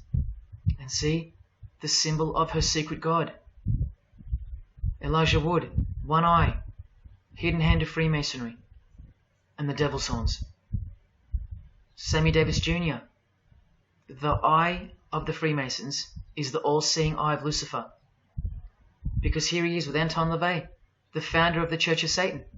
So when you see him hanging with other celebrities like Bill Cosby, can you be sure that they belong to the same religion? Sure you can. I told you they don't hang out with the uninitiated. You think the Rat Pack weren't Freemasons? Well, here's their leader, Frank Sinatra, doing the hidden hand.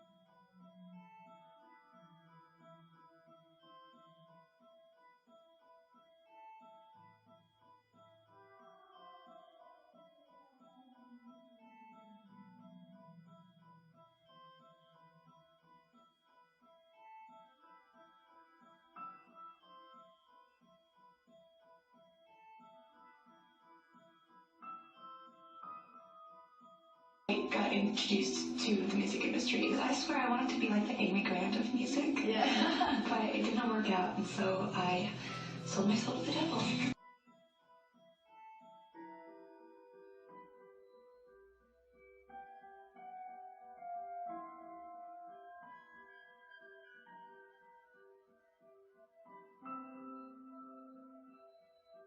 On that, how do you consider maybe doing more acting? I only had a few lines. It was fantastic, but I can't really tell you anything else. But it would. Sure you can. I know I can't. It's very secretive. It's a very secret society.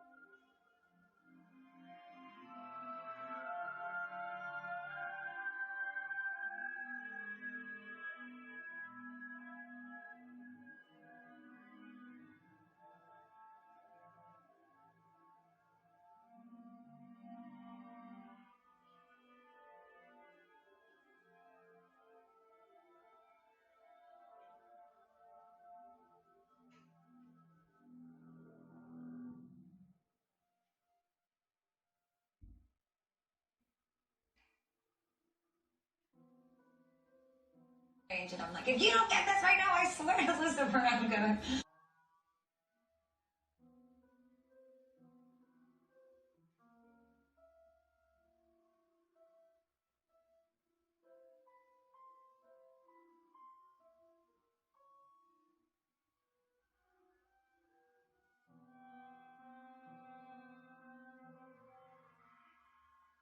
poker facing with your sexuality.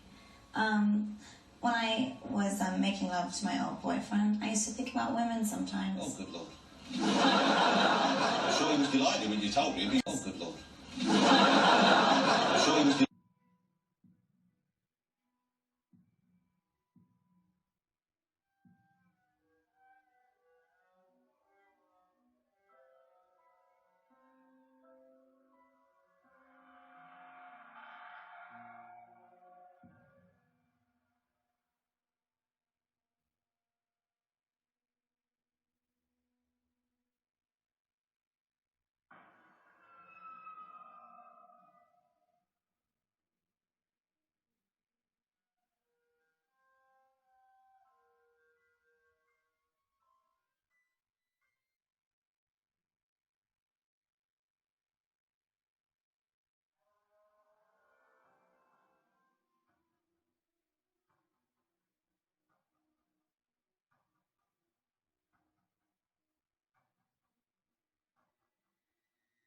You may feel a small Christ.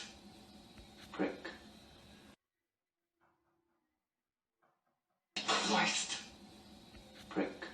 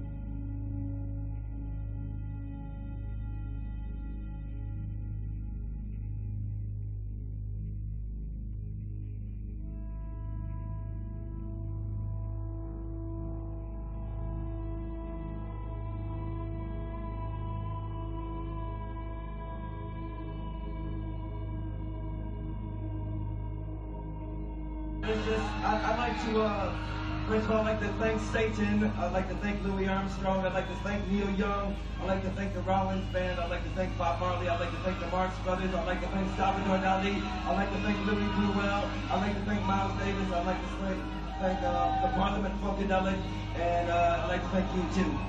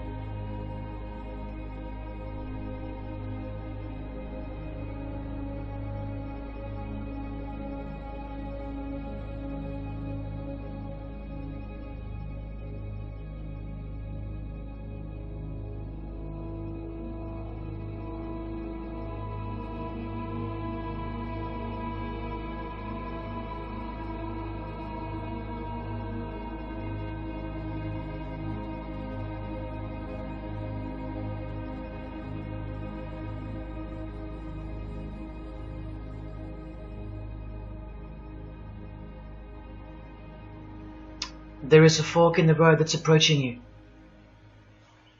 And you can stay on the path which curves to the left by denying the existence of Satanism in the fullness that you've been shown. Or you can surrender to the truth and take the right-hand path. Now, where that road could lead is the sweetest risk you'll ever take. Are you still pretending that this one-eye religion of Freemasonry isn't Luciferianism? See, this here is the biggest obstacle you'll ever face. The very thing that could lead you to the prize is the very thing that will keep you from it. The reality of international Satanism.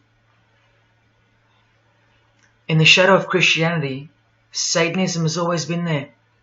With every church that sprung up, so did its invisible enemy, the Satanic Church, growing out of sight and out of mind from this to this. And Christianity has long been deprived of its power, as clearly demonstrable by the absolute lack of preaching against the institution of Freemasonry. Satanism's magic cloak, Satanism's magic trick, that's Freemasonry. And how they are laughing for now. So Freemasons are at the helm of the power structure of society, which means Satanism rules. And they're making their move for the new order of the ages. Are you that besotted by this evil world that you'll even deny the existence of secret societies? And what about the American president, John Kennedy?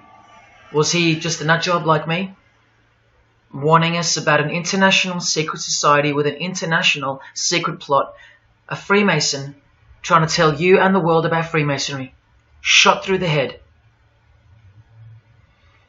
I've shown you who they are. I've shown you how they successfully operate with degrees of initiations and horrific and illegal oaths of secrecy. And I've shown you why they are a secret society. I've proven it to you. And only now that I've done that, I can show you in this many minutes what the shocking new order that Freemasonry has so cautiously been guiding us toward actually looks like. And of course you won't believe that either. By now there's a 98.5% chance that you belong to the world. And in that case, the world can do, will do, and is doing whatever the hell it wants to with you. And when all you have is the world, you'll do anything to hold on to it. Christian or not, most of you will follow this world straight to the slaughterhouse in the name of peace, safety, and progress. Clinging to it, because all you love is inside it. Blissfully ignoring people like me warning you of who's really in charge of it. Men, women, actors, singers, businessmen, and politicians, all interlocked, whose God is named Lucifer. You've seen it with your own eyes, but now you can hear it with your own ears from this 33-degree Freemason in person, just in case the Masonic literature wasn't enough for you. Okay, define Lucifer for me. Pure, virtuous, wholesome, innocent individual that's out to help people. Lucifer is? Yeah. Say that again. Lucifer is a pure, holy... Virtuous. Virtuous. Now, see the Lucifer that God created? That's the same one. Oh, man, this is great. I'm going to put this on the internet. Oh, God bless you, brother. Because that's exactly what the Shriners and Masons teach, is that Lucifer is light. No. And you're about those confirming hospitals? You know what, sir? Jesus said, many will say to me on that day, Lord, Lord, did we not do these good deeds in your name? And you'll say, away from me, you workers of iniquity, I never knew you. Jesus said it? In Matthew chapter 5. You've been bred from childhood to fall for the biggest lie ever told, that Satan doesn't exist. And if Satan doesn't exist, well then neither does Jesus. And while your heroes and idols know full well that they do exist. And when I say you've been bred from childhood, I mean just that. Walter Disney was a high-ranking Freemason. He's a Masonic stamp dedicated to him, and he's very exclusive Club 33, which stands for the 33 degrees of Freemasonry. And who's the god of the 33rd degree Freemason, Walt Disney? Or Walter hides the answer in plain sight, because that's what Freemasons do. Firstly, the God of Mr. Disney is wicked. See how they veil evil with a cloak of innocence? What does the word veil itself conceal? Secondly, Walter's God is horny, symbolized by the horned god of the witches. And we all know Walt Disney loves magic, which is witchcraft. So the depictions of sex are hidden in plain sight as well. Remember, lust produces life, not love. So lust is purity, lust is love for the high degree Freemason. And thirdly, he hides the number of his God's name in the open as well. No, that's not a 666 he's seeing interwoven in the design. That would be ridiculous, wouldn't it? Not even when they separate the sixes from the name, all three of them, and place them together for you like this, in plain sight. No, not even then will people see. Do you think things are any better 50 years later? Here's the Eye of Lucifer in the Nickelodeon channel, and his lightning flash. Remember what they actually believe about Satan. From Freemason Helena Blavatsky's book, The Secret Doctrine, meaning the secret belief. Who is Satan? He is the angel who was proud enough to believe himself God, brave enough to buy his independence at the price of eternal suffering and torture, beautiful enough to have adored himself in full divine light, strong enough to still reign in darkness amidst agony. Helena Blavatsky is suggested as recommended reading by the Encyclopedia of Freemasonry right here. And the Grand Pontiff of Universal Freemasonry, speaking of Lucifer, Satan and the Devil on page 407, writes that to the initiate, the devil is the instrument of liberty or free will. That's who Lucifer is to them, okay? To show you how little you know of who you're dealing with and the extent of this religion's influence and power, not to mention their plans, let me jump ahead for a minute. Watch this. This is Lucius Trust. The Lucius Trust is a non-for-profit service organization incorporated in the United States in 1922, and their objective from Lucius Trust website, dedicated to the establishment of a new and better way of life for everyone in the world based on the fulfillment of the divine plan for humanity. The divine plan. A new way of life. Like a new world system. Like a new order. Now you want to see who they work for?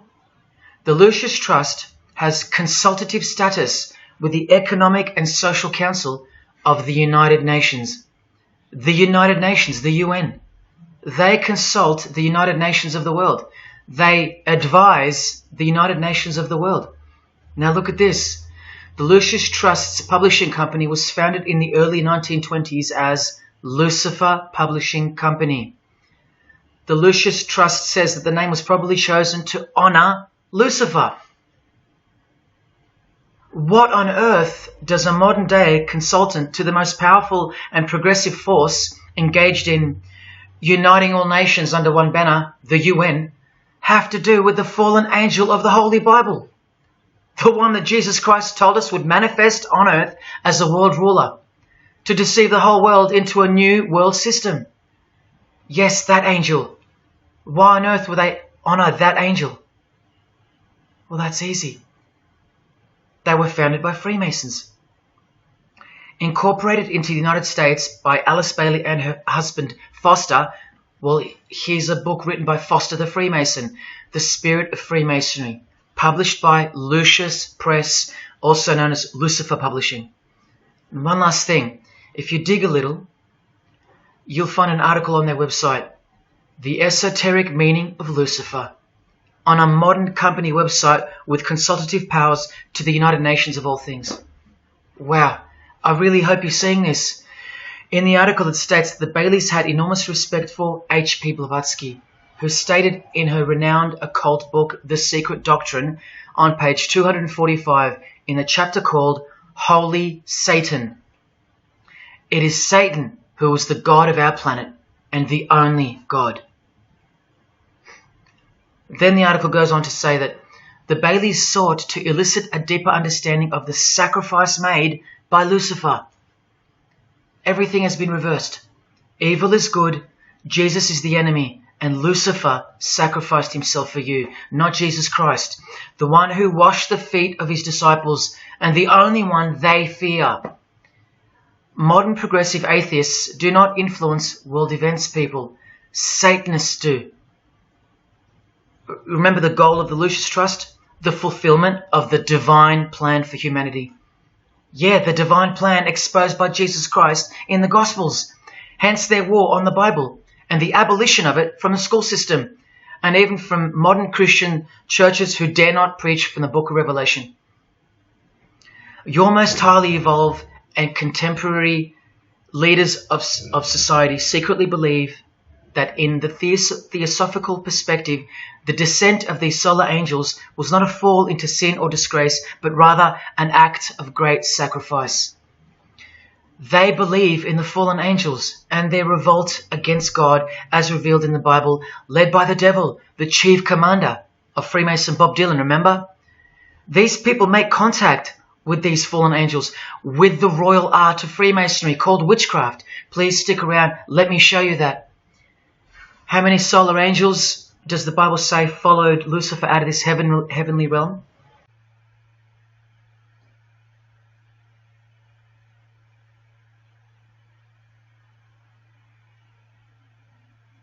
A third of the angels makes 33%. Does that number sound familiar yet? 33 degrees of Freemasonry. Just a coincidence? From the Gospels again, which expose these people every time. Do not let anyone who delights in false humility and the worship of angels, and who has access to some visionary world, beguile you, trick you of your reward. You still don't believe that the false humility of the charitable fraternity of the Freemasons is behind it all? Well, Blavatsky also published a magazine called Lucifer with a woman named Annie Besant. And here's a letter written by Annie herself with the official Masonic letterhead. And here Annie signs off as a 33rd degree Freemason. Printed also in the left-hand corner, Annie Besant, 33rd degree, and a member of the Supreme Council. Undeniable and undisputable. Please don't make me prove it to you over and over. Have you caught a glimpse of who you're dealing with yet? They're all Freemasons, high-ranking. And they're all buffeted by a plethora of Masonic dupes who don't know any of this because they can't decipher the symbols and they don't care to try. They're proud and boastful and defensive of their beloved fraternity, in which they get to rub shoulders with the most important people of their suburbs, cities and towns, and in which they got on their knees to take blood oaths of death, calling other old decrepitated men worshipful master. Yet still they think it's innocent and has nothing to hide. Delusional and lost, almost beyond hope. Some of them still think it's a Christian organization, just like the founder of the Satanic Church described. What do you get when you carefully conceal Satanism with Christianity? You get Freemasonry. People, Satanism is at the core of our world, and it is behind the new order that will be implemented soon enough. It will be all done through deception. You'll be tricked. Remember how I told you that the all-seeing eye sees that we're in hell?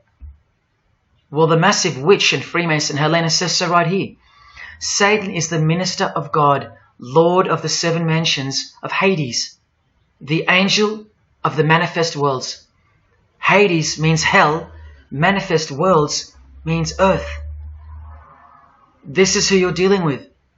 This is the religion and the beliefs of the rich, powerful and famous. And yes, politicians. Do you want to go back to sleep? You can sleep after this. Or wait till I show you what they're going to do to you, coming up in this many minutes. For those who simply refuse to believe that Bono or Scott Morrison or Prince can be Luciferians because they all go to church, let me show you another Masonic ritual they do. And this is before Satanism or Luciferianism is revealed to the candidate.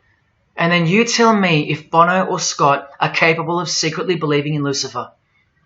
It all starts here with the Masonic apron. Different kinds signifying different grades. Have you guessed what it's hiding yet? The genitals. Pretty obvious. Like everything else they hide, once you can see. The genitals are the true working tools of a Mason. Freemasonry is foundationally a sex cult, like Satanism, because it all starts with sex, doesn't it? Life itself starts with sex. So the mystical force of the true God of Freemasonry hides in the hidden part of the human body.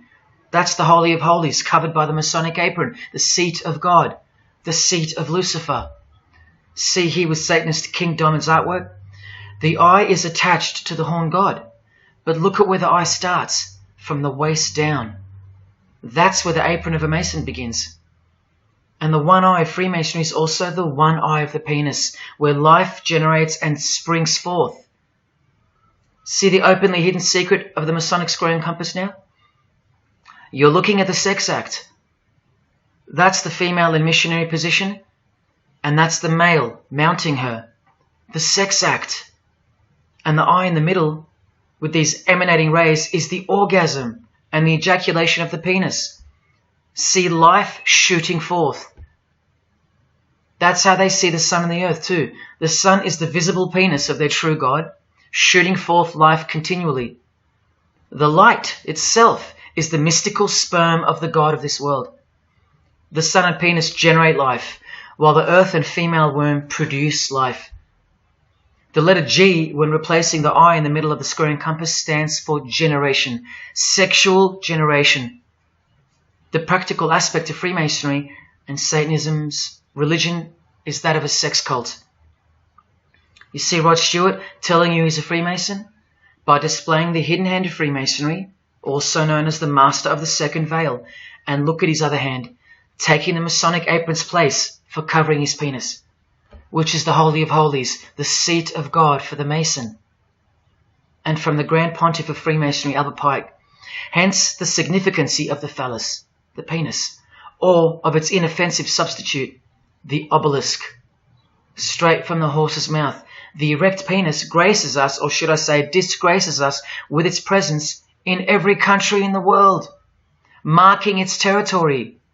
The Masonic obelisk in our face, everywhere, making its bold statement, yelling, screaming in silence.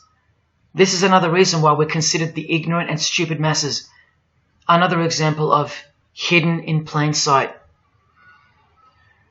And here's an erect penis on the front page of the female Freemasonry magazine, The Eastern Star. I once stood in front of this obelisk in Sydney, and I must have asked 30 people what they thought it was. Not a single one of them knew. To the Freemasons of the higher degrees, the whole universe is in fact one giant and continuous sex act. This is the structure of Freemasonry. You can take this path to the top or this path. And way up here, you have the Order of the Mystic Shrine. The Mystic Shrine is what's found behind the Masonic apron, because that's where life comes from. That's the Mystic Shrine. You have to be a 32nd degree Freemason to be asked to join the Order of the Mystic Shrine. And then, once you're inside, you can be invited to join this order, the Royal Order of Jesters. See, Freemasonry is like Russian dolls, and Satanism is at its center. Look at some of the pins and lapel designs for the Order of the Jesters. You can only join them unless you're at least a 32nd degree Freemason.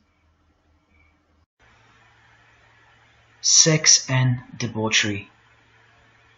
Erections. The adoration of the phallus. Masturbation. Devils. Demons. Fallen angels. This one here, mocking holiness, reference to the anus, and sodomy, anything to mock the Bible. This disgusting one has King Momus sitting on a female's face, and hidden in plain sight is the square and the compass, for those who have eyes to see. Bestiality, yes indeed. this bagpipe player has an erection and the sheep is running away scared. Self-explanatory. This character has an emphasized eye, if you can see that, and the skull has an emphasized eye also. The wink and the one eye of the Indian. And the secrecy, the symbols of secrecy. On the far right here, the monkey covers his groin area, symbolizing the Masonic apron, and the black and white dogs, well, they symbolize the checkered floorboard of the Masonic Lodge, which is sexualized male and female principles, the horned god, where evil and good don't exist. And in the first degree, Masons are given a Bible stamped with a square and compass, oblivious to the inherent mockery and the foundation of the whole fraternity, as alluded to here with a genuine Royal Order of Jesters private lapel. This is a certificate that a jester receives after his initiation, and you see here their patron is named King Momus, and he was a god, or a daemon, which is a variant of the word demon, who was expelled from heaven, as the legend goes. Sounds just like Lucifer, because it is. Did Freemasonry disassociate themselves from the tax-exempt branch of Freemasonry known as the Jesters? Well, no, they didn't. Because, I mean, this is rare footage of an event within the lodge. Now, I'm sorry about the quality of this, but this is a Masonic lodge. So for Masons that want to say that the Jesters are contrary to Masonry, well, look. Look at these dirty old men. Masters of the lodge, with sublime morals. All married, probably all have daughters and granddaughters, yet still this, inside the lodge. But for you it should be obvious, because you can see the square and compass, the sex act, and the all-seeing eye right in the middle. I told you that Satanism was the oldest religion in the world, and it is. The sex act was ritualized and organized as a religion before we called it Satanism. But Satan has always been the god, the horny god, the horned god of these sex cults. All of them, from Sumeria to Egypt to Greece and so on, that's called paganism. And the real Bible of the Freemasons and the pagans, the one not written by hand, the one that's older than any book, the one that supersedes all the rest in age, thus making it the purest and most unadulterated word of God in the eyes of the Freemasons, is nature. Nature is their Bible. And before you think there's nothing wrong with that, wait a second, because you're not thinking straight. Ask a Mason, whether he be a first degree or a 33rd degree, what is Freemasonry? And the universal go-to answer is this: a peculiar system of morality, veiled in allegory and illustrated by symbols. Now, why would you need to veil your morals? Because in their peculiar system, evil is good and good is evil. That's Satanism 101. A peculiar system of morals. That should tell you something. That should tell you everything. Why would your morals need to be a secret? Because their deeds are in fact evil. Glorifying the laws of nature, where cruelty and self-obsession are virtuous characteristics. That's nature. Nature is as cruel as she is kind. The checkered floorboard, where everything is legal. It's Christianity that lives in reverse. The first shall be last. Love your enemies. The meek shall inherit the earth. These are unholy and unnatural concepts in the eyes of visible nature, the nature of Freemasonry, which is Satanism. What the Freemasons really mean by this morality veiled in allegory is that they're allowed to steal because nature allows it. They're allowed to kill because nature allows it. They're allowed to commit adultery because nature isn't monogamous. They're allowed to lie, indulge in all their God-given senses, especially sexual, because nature encourages it, as long as no one finds out, under oath. Jesus said, narrow is the road that leads to life, and broad is the road that leads to destruction. The Freemason of the century says, no true Mason can be narrow, for his lodge is the divine expression of all broadness. Because broad are the divine laws of nature. While they glorify those laws, Christianity breaks those laws. It becomes supernatural, because only then can you love your enemy. And so it goes that Christianity is despised by Freemasonry, the real Freemasons, because their Bible is nature. And by nature, they know the personality traits of their God, Satan, because he's the God of this world, just as the Freemasons, the enemies of mankind, say that he is. And just like Jesus said he was too. So they believe that Jesus is evil because he denies human nature and burdens us with the knowledge of sin. Observable nature, that's what guides the Masons' ethics and the Masons' morals. That's why they're called Freemasons. Believe you me, because they're free from moral obligations, free from sin, from guilt. They're free from Jesus Christ. These people are introducing this new system of the world, this new age. You're going to miss Christianity when it's gone. Mark my words. Because you have no rights in the eyes of nature, which is the Bible of Freemasonry and Satanism. And soon that will become painfully plain as a fact of life. Now please, I give you fair warning of what's to come in this presentation. It's very disturbing, or at least it should be. But cause to celebrate follows the disgusting things you're about to see. This is precisely where my own life and well-being come into danger. So let me say this right now.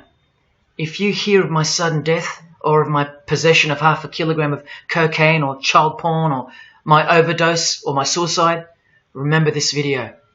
And if something so unfortunate should happen to me, may it serve as a catapult to you and as a remembrance of the conclusion to this presentation, which is this many minutes away.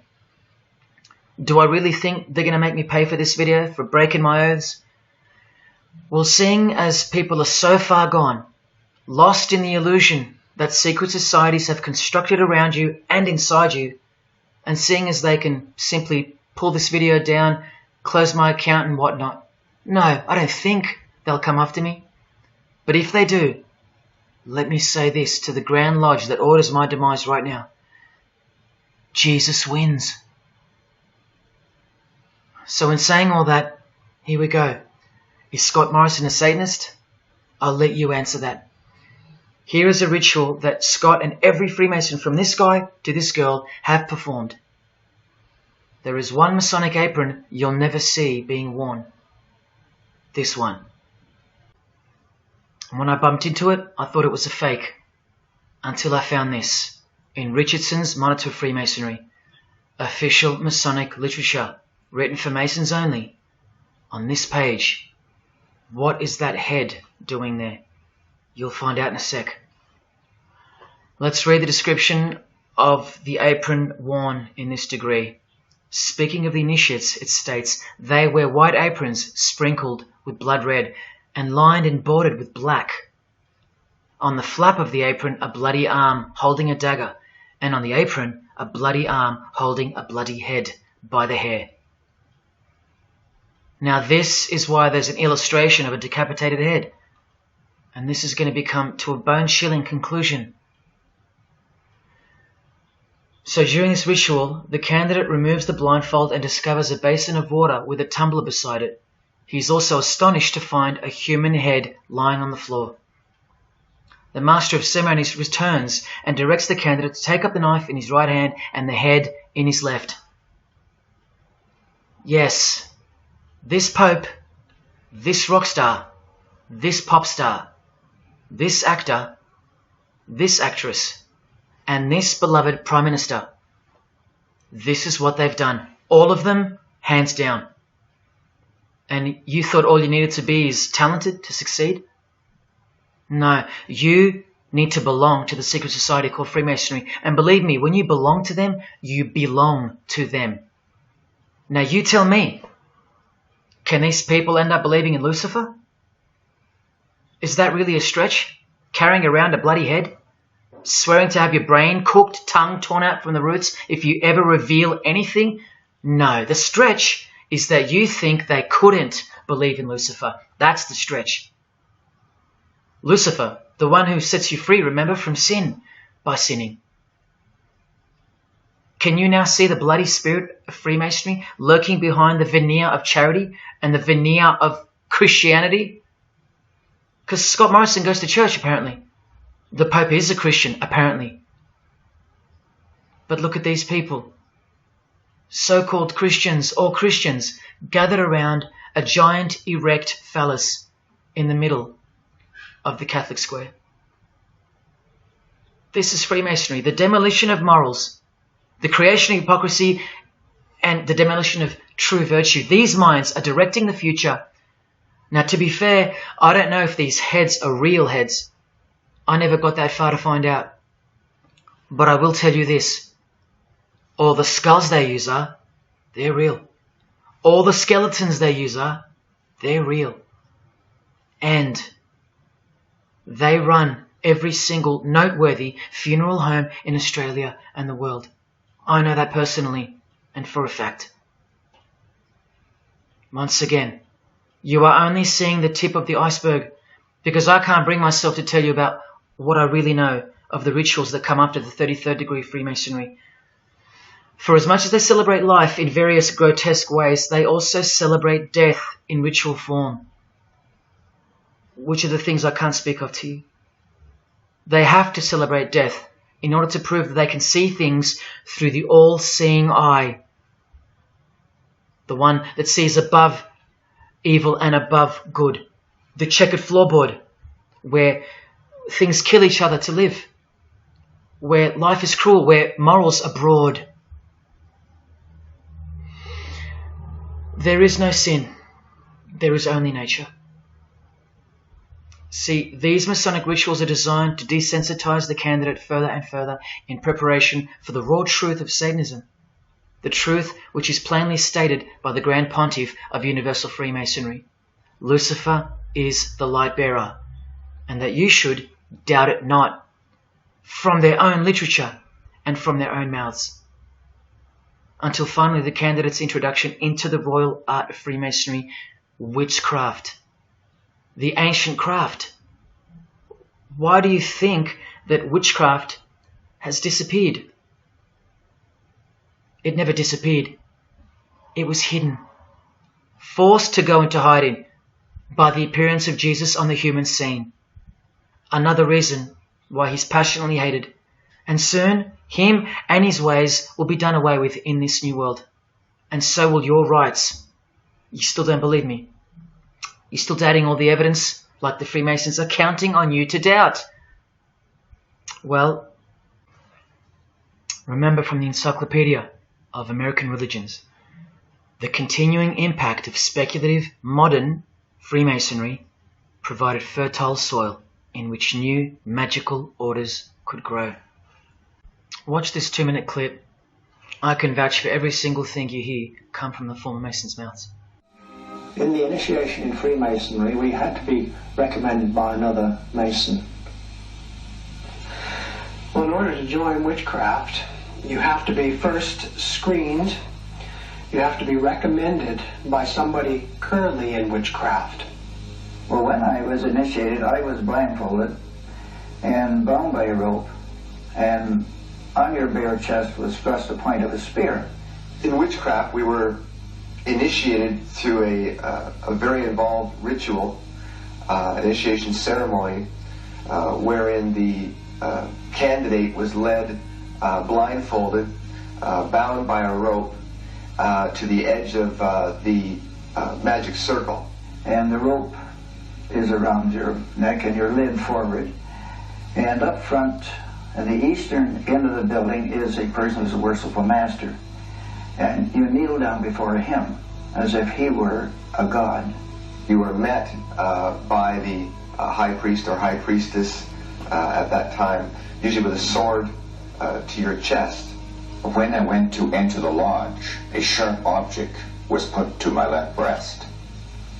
And I was warned that should I reveal any of the secrets of Freemasonry, to know what to expect.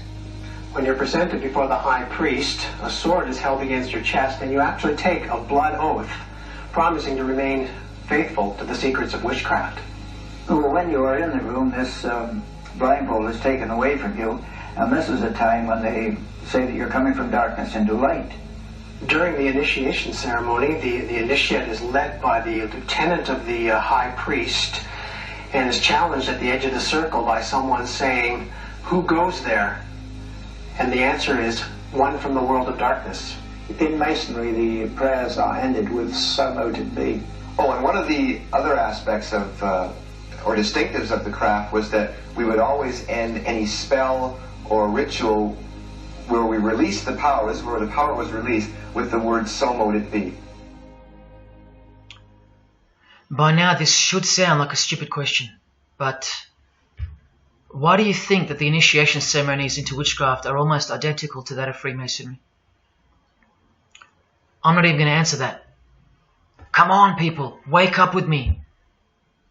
Here's Kylie Minogue, a Freemason, okay? Hidden hand of Freemasonry and the one-eye symbolism of the god of her religion. Now here she is giving the vow of silence, but what the masses fail to see is what's written on the book she's holding. Witchcraft, the royal art of Freemasonry. This is what her vow of silence is referring to in the picture. Yes, Kylie Minogue is a witch. And if you're still that deluded by the magic wand that is television, entertainment, movies, media and whatnot, then you'll no doubt fail to use the incredible eyes that God gave you, from which to see the real world with, the evil world, where Satanists are at the helm. The ban on witchcraft was only officially lifted in England in the 50s, after more than 1,500 years. So that tells you who's in control now. And when I give you a glimpse into witchcraft in a minute, you'll see why it's evil. And why it should be anything but legal, even when using it for so-called good, because the well they draw from is poisoned. But thanks to propaganda, the craft of the witch has been absorbed into the realm of fantasy. Justin Timberlake here is also referring to magic in this cover art, with the all-seeing eye looking through the number of their god. Magic. Magic is a much smoother and more acceptable word than witchcraft, that other word. That word still retains its ferociousness, its true character. But that word has been sterilized. That word isn't real to you anymore. You can't feel it for what it really is. Or if you do, your mind has isolated it, confined it to some small groups of unimportance scattered here and there over this diverse world. And so it's nothing to be feared or concerned about. But that's the furthest thing from the truth. Now, some witches want to say that witchcraft isn't Satanism. That's either more delusion or misdirection, as confirmed here by Anton LaVey in the Companion to the Satanic Bible, when speaking of the followers of the Witchcraft Not Satanism school. He writes very accurately that they cannot afford to admit to an affinity with anything that bears the name Satan. He knows where the power of witchcraft comes from. Now, does that mean that Justin Timberlake is a Satanist because of his symbolism and the use of his word alluding to witchcraft in his artwork? Well, yes, actually, that's correct. He is. Here's a quote from one of his songs.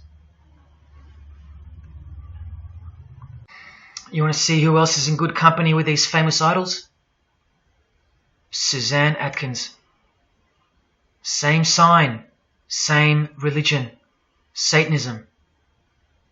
Do they all have to admit it in the English language for you to believe me? Or can the symbols they use finally be enough for you? Look at what another legendary Freemason, Arthur E. Waite, states. Out of evil comes good. And the confusion of tongues gave rise to the ancient practice of Masons conversing without the use of speech. Out of evil comes good, so it's good to do evil. That's what he's saying. See, I'm trying to include you into the conversation that the Freemasons are having with each other in public via symbolism, unbeknownst to you. Listen to what famous US footballer Tom Brady said regarding his wife. So, man, I listened to her. And right after the game, she said, see, I did a lot of work. You do your work, I do mine. She said, you're lucky you married a witch. I'm just a good witch. Well, this is Tom Brady. And this is his wife. Both initiated into the secret society. Of course they are. Wait, she's not displaying the one-eye symbol of the Freemasons, is she? That's just art, isn't it? Well, no, it's not. She's a witch, and her husband just told you she was. Here's Steve Miller's front cover to the famous song Abracadabra. And he covers his eye, because he's a member of the one-eyed religion. And abracadabra is a legitimate word used in witchcraft. Here it is in the 100-year-old Encyclopedia of Freemasonry. Why would the word abracadabra be in the Encyclopedia of Freemasonry, the fraternity that runs charities, hospitals, nursing homes, and that secretly supply us with popes, presidents, prime ministers, kings and queens, and the bulk of our entertainers? Why? You know, I really think it's time to show you what the Satanists dressed as Freemasons are going to do to you and the world to finally establish their new world, their utopia. And this is going to be the segue into that. This is my last practical example of Freemasonry's satanic roots. And then I'll close this presentation with the most shocking thing you'll see or hear. You probably won't care, but to the precious few who remain, I will send you off with the greatest and most beautiful shock of all.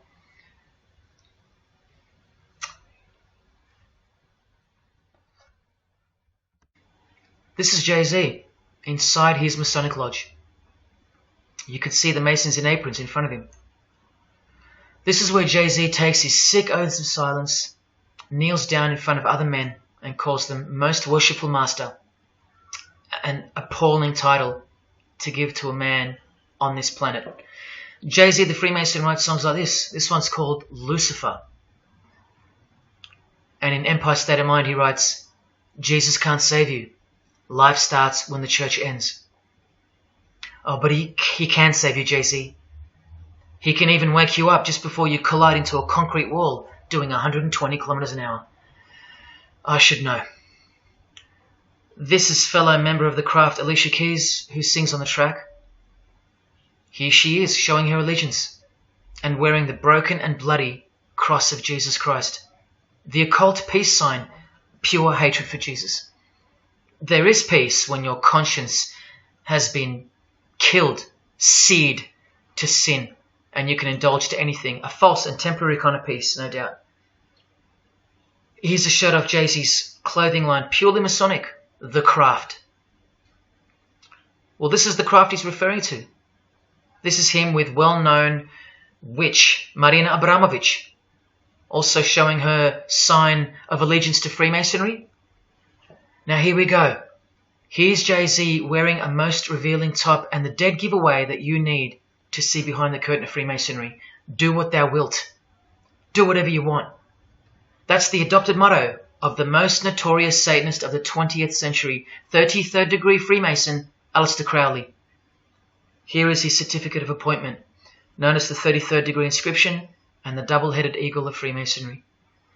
And here, next to his name on the certificate, including the symbol for a Grand Commander of Freemasonry, as shown in their encyclopedia.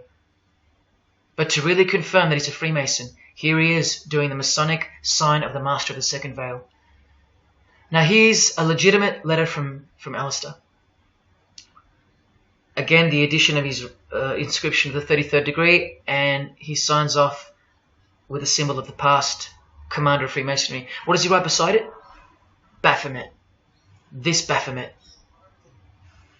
Now listen to this man to get a clearer picture of the truth behind the secret religion of the stars and the leaders of the world. Aleister is the founder of a Luciferian church called the Ordo Templi Orientis, and he named himself the Beast 666, straight from the Bible, depicting the number of wickedness in human form. In his what's called Libers writings, he says, "With my hawk's head, I peck at the eyes of Jesus as he hangs upon the cross." Do you see the hatred? You think they don't hate you too? Keep watching. And from the equinox, with the all-seeing eye of Freemasonry, this illustration. What does it mean? The writer himself explains.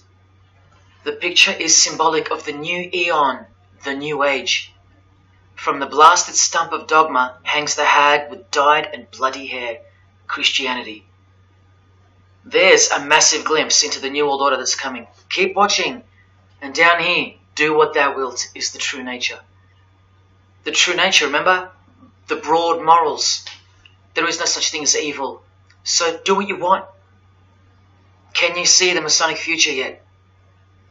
Can you see the hidden hatred that pulses through its veins? If they believe in do what thou wilt, what do you think they will do to you?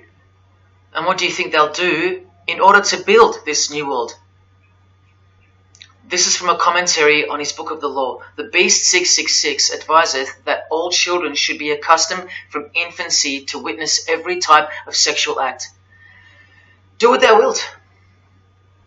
And what about the royal art of Freemasonry?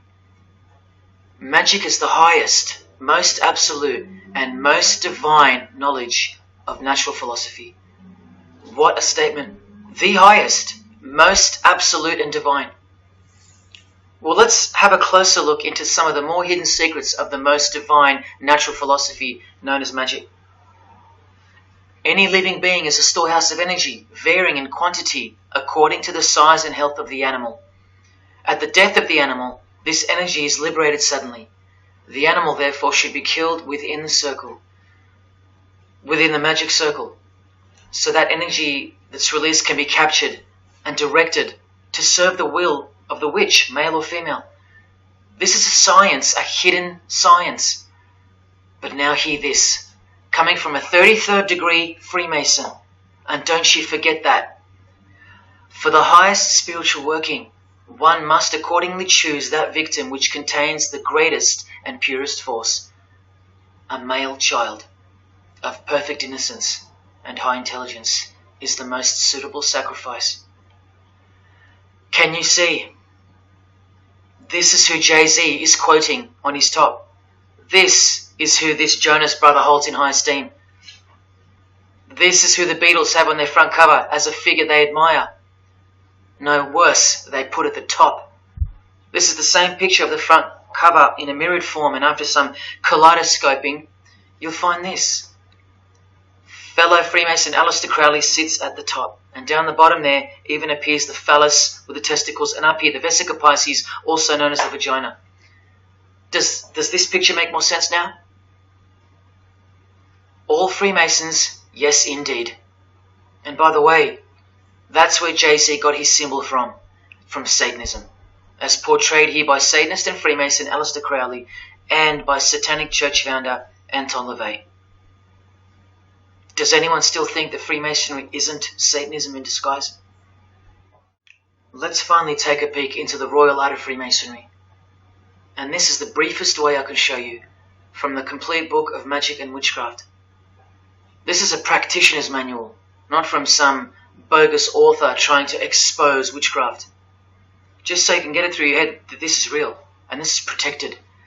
The writer or compiler of this God-forsaken book warns the reader that the recipes may seem disgusting, that the knowledge revealed has been forbidden, and has caused suffering and death to witches and the victims of witches. You don't think witchcraft was a serious menace in times past and present? Come with me, and I'll show you how bad this menace actually gets, as the world's most powerful and secret religion moves ever closer to fulfilling its biblical destiny, and it will. Close your eyes or not, it will fulfill its destiny. Firstly, let's connect this sick art straight to modern Freemasonry with the word abracadabra, both written in triangular form, from the Manual of Witchcraft and from the Encyclopedia of the Secret Society that your Prime Minister belongs to. And just like high-ranking Freemasons, male and female witches also drink out of a human skull. But here the practitioner drinks wine, in which they first dissolve or boil the brains or heart of an animal, before consuming it all from the human skull. In this ritual, the initiate is instructed to drink in the night at spring water, out of a skull of one that hath been slain. That's right, out of the skull of a human who's been murdered or sacrificed. Otherwise, eat a pig with a knife that slew a man. Please don't turn away. Look straight ahead and open your eyes to the planet you are on. because the real monster under your bed doesn't actually go away when you close your eyes. In other rituals of the craft, you burn a rooster while he's alive. With the use of a poisonous plant used in ointments and potions of witches, you can assure death and destruction on a victim. You want to make a female enemy sterile, or a male enemy impotent for the rest of his life? Otherwise, you can just kill them. The hand of glory is the severed hand that is dried and preserved to be used in black magic. Yes, a dead human hand. A black circle is most effective for operations of evil. The use of blood and sex in ritual was considered helpful for obtaining the necessary energy to successfully work magic or achieve mystical insight. But here's where the darkness thickens even further. Animals such as black cats or children may be sacrificed, and participants may drink the blood of the sacrifice. And just so you know that Stanley Kubrick wasn't joking, an orgy of participants sometimes follows the mass. No remorse, just science, the science of witchcraft, the royal art. And here, what's necessary for the working is the fat of young children, dead children. How many children do you think go missing in Australia every year? That's how many. And what about the world? Is it 1 million? Well, according to the International Centre for Missing and Exploited Children, it's 8 million children per year. Do you think that the highest, most absolute, and most divine knowledge of natural philosophy has anything to do with that? Any chance of an international secret system that is bolstered by initiations and degrees and bound under the most brutal penalties that the human mind can ever devise? Do you think that has any involvement? Any chance of that? Am I saying that this Freemason has sacrificed children? No, I never said that. But did he ever even remotely mention the secret societies? Did he ever try to warn you? Educate you? No, he was under oath. Am I saying that these Freemasons have sacrificed children? No, I never said that either. But have they ever warned you about the secret society that believes that Lucifer is the savior? The society functioning right under your nose, that secret society? No, not a chance. Julia Gillard admitted she belonged to one, but that's about it because they're all under oath. So where does this ancient craft originate from? It originates from the spirit realm, from spirit beings. That's who taught mankind the royal art before civilization began. In this chapter, The Rites of Satanism and Witchcraft, the manual explains that a typical satanic Sabbath was, number one, a homage to the devil, usually performed as the osculum infami, also known as the kiss of shame, which is so shameful that we'll just put it this way. The ritual involves kissing the hindquarters of the devil, the rear. Surely this is far removed from anything to do with Freemasonry. People, the original order of the Knights Templar were found guilty of this very same obscene ritual. And where do you find the modern variant of the Knights Templars of today? I told you, in the highest degree of Freemasonry, right here. Here's a couple of them now. And what's on this Templar's head? From the Masonic Encyclopedia, remember? A symbol of the Baphomet, according to 33rd degree Aleister Crowley. And we can confirm that in the Satanic Bible. That's exactly what's hiding deep inside of Freemasonry. I'm only showing you this to show you the reality of Satanism and the demonic realm, the world you can't see. On this earth? And this earth and then in the world we can't see. Look here. The hierarchy of demons occupies a more important place in both black and white magic rituals. Both black and white. This is where the power of witchcraft comes from. And this is the reason these bizarre rituals actually function and actually work. Because after the ritual is performed on earth, its effects are carried out to their conclusion in the spirit realm by spiritual beings or demons, actual demons. The reality that is hidden from you. Because if you found out that Satan was real, then that would have to make Jesus Christ real too. And he is the one they hate. And if Jesus Christ is real, that changes everything. And this is how much they hate him. The prayer that Jesus taught his disciples is performed backwards. The high priest is sometimes naked. A prostitute assists him, and a naked virgin, who may later be deflowered, is the altar. Everything that is sacred is defiled, and everything that is filthy is honoured as pure. Because of their burning hatred of Jesus Christ, just as he's hated by the fallen angels that they worship. It gets worse when you hear what they use as a substitute for the bread that Jesus broke and told his disciples to eat in remembrance of him. A wafer which initiates me with this, this, and this. Or the name of Satan may be written upon it. And this isn't even witchcraft. This is just a ceremony announcing who they love and who they hate. So is Satan real? It continues to state in the hierarchy of demons at the very top, Satanakia, whose title is the Commander-in-Chief. What did Bob Dylan, the Freemason, call the one he made a bargain with? Should I ask who you made the bargain with? with the chief commander. Same title, Commander-in-Chief, Chief Commander. Are you following? But watch this. In case the darkness is getting a little too thick and encompassing for you, let's shine a little light. The true light that only the Gospels can supply. Speaking to us humans and revealing something about Satan, the Gospels state, you follow the spirit of the age in this world system as dominated by the commander of the spiritual powers of the air. Satan, the god of this world, the commander. You still think the Gospels are wrong or fake? See, Satanists know that the spirits also live in the air, just as the Gospels reveal.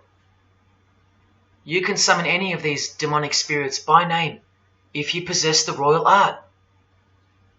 Who do you think this figure on the front cover represents? A magician who is inadequately prepared and cannot attain his desires may seek the aid of Satan. That's who this is. Now that you know, hopefully for a fact, that these are at the top of the human food chain, do you think they'd be fooling around with stupid fairy tales? No, witchcraft and Satanism is absolutely real, hence their earthly power. This demon here, fifth in the pyramid structure, holds the title of Inspector General. And what's the title of the highest degree in Freemasonry, who exists in every local lodge in every suburb, a suburb near you? Inspector General.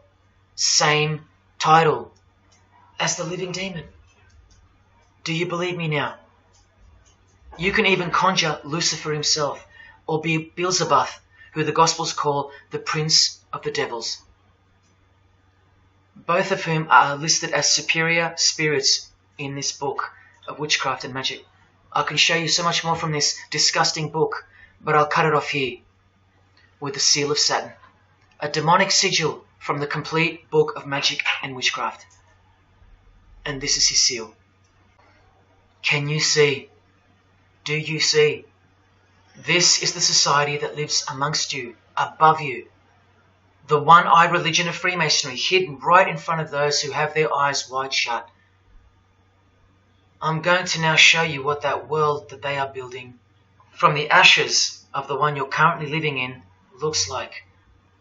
But lastly, to drive this business of blood sacrifice home, here's American rapper Azealia Banks with the 666 hand sign, and now over the all-seeing eye in her video, the eye in the triangle of the Freemasons on her shirt, and the devil's horns, her liberator, her master, her commander. And now displaying the secret society vow of silence. Along with that, the last brief glimpse into the highly concealed royal art of Freemasonry. The amount of crap that's about to come off my floor right now, guys. Oh my god. 3 years worth of brujeria. Yes, you know I gotta scrape all this shit up. And what does brujeria mean? You know what it means. Witchcraft. Azealia Banks, the witch, with her eye in the triangle shirt, and the logo of, for example, the Grand Lodge of Freemasonry in Spain. One and the same symbol. The logo of the Fraternity of the Freemasons and the logo of this Church of Lucifer. The one eye. One and the same symbol. Freemasonry has deceived you. Yes, people, now you know how Satanism has functioned out of sight and out of mind. You still think there's no such thing as witchcraft? Or that it only existed in the olden days? You still think that blood isn't a part of the royal art? You still think that local Masonic lodges of the world are not filtering systems for Satanists and a cloak for organized Satanism with a grand master plan for the world?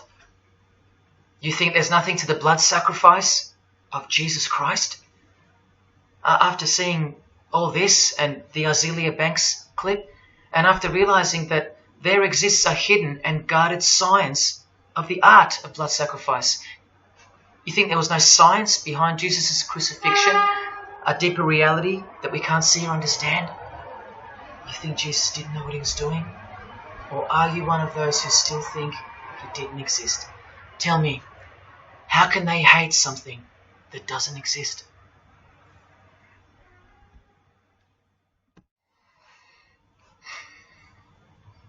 If only you could hear from some other Freemasons who have the courage to break their oaths. But you won't. You won't. This is probably it. But I once heard from a Freemason, an honest one, in about 2016, after I posted this picture on Facebook. He knew. He knew the truth. Just like you do now, or just like you should. And he wrote to me. And he said, by the time we are done, every church will be a brothel. Well, in case you think that that's impossible, this is a fashion show that was held in a church, a real church, and it was organized by high-ranking Freemasons, who you will see now to be Satanists. Designed to be a heart-wrenching mockery and a colossal sign of the times, this event.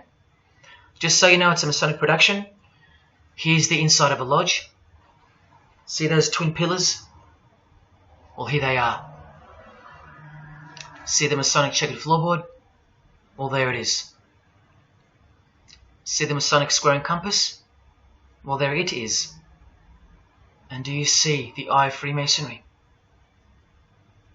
Yeah, there they are.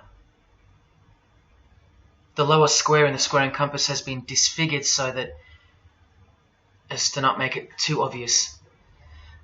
But now that we've established that, here is the spirit of Freemasonry, as displayed through just a few of the models. This one wears the horns of the Baphomet, the horns of Satan, with his all-seeing eye in the background. More horns. This model wears the all-seeing eye, as does this one. And this disgusting thing with another huge all-seeing eye of Lucifer in the background. Then there's this, with a satanic pentagram on her face. And finally, this male model in a skirt with two satanic inverted crosses of Jesus Christ on his top in a church. Oh, the morbid victory of the Freemasons. Unstoppable. For now. When people like Lady Gaga cover one eye while wearing an inverted cross, and you don't see the connection of the one eye symbolism to Satanism, then your observational skills have been compromised. In the span of 2 days, I saw these ads in my local shopping centre. And that alone tells me that the satanic age is here, manifesting all around us, seemingly invisible, while you look straight ahead through the symbols. Just like the initiation process of the secret societies themselves, society at large must be incrementally introduced and seduced into further depravity and self-love. And haven't we been slowly but surely perverted over time, degree by degree, until we think that men dressing as women is beautiful and healthy, anal sex is a form of expressing love, the sick world of pornography is considered as liberating for women and men, and protected by free speech. In California, babies are allowed to be aborted after birth. because it's a woman's choice. And that's not considered murder. A world where we should applaud young children like Desmond is amazing. Cross-dressing while he dances for gay men at a gay bar on a podium because he's paving the way for the kids of the future. And we should get shamed, fined, and even jailed if we point out that this is sick, sinful, and dare call it evil, which is what it is. What spirit is behind Desmond is amazing? Oh yeah, an evil spirit, no doubt about it.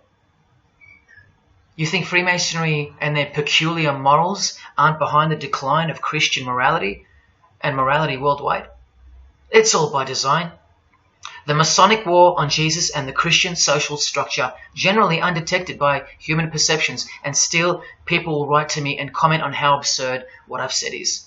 A cloud over the eyes of their heart. Well, I tell you this. There is no bigger axe that has ever been grinded than the one Freemasonry grinds. Because the appearance of Jesus Christ pretty much destroyed their religion, drove it underground, and they will have their revenge. Soon you're going to see it.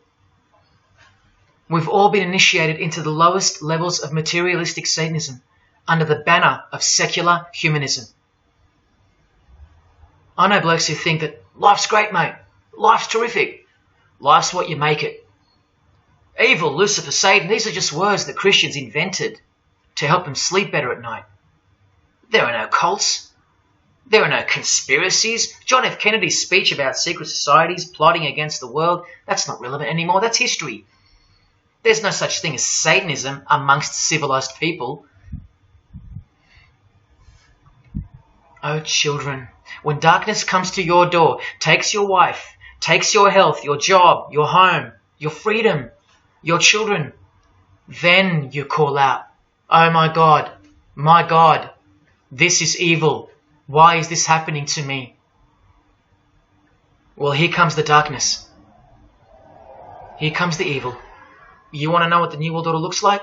You want to know what the future holds? You want to know what horror is coming to our planet? As Jesus told us, for then there will be great distress, unequaled from the beginning of the world until now, and never to be equaled again. Ladies and gentlemen, welcome to the Masonic New World Order.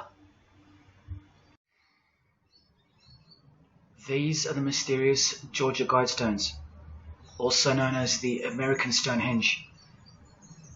They are a set of granite monoliths which were constructed in 1980 and funded by an unknown and anonymous group and commissioned by a man using the pseudonym R.C. Christian. On a ledger beside the monument is written, "Let these be guidestones to an age of reason." Here we have a reference to a new age. With this, we get a clue as to the spirit behind the structure.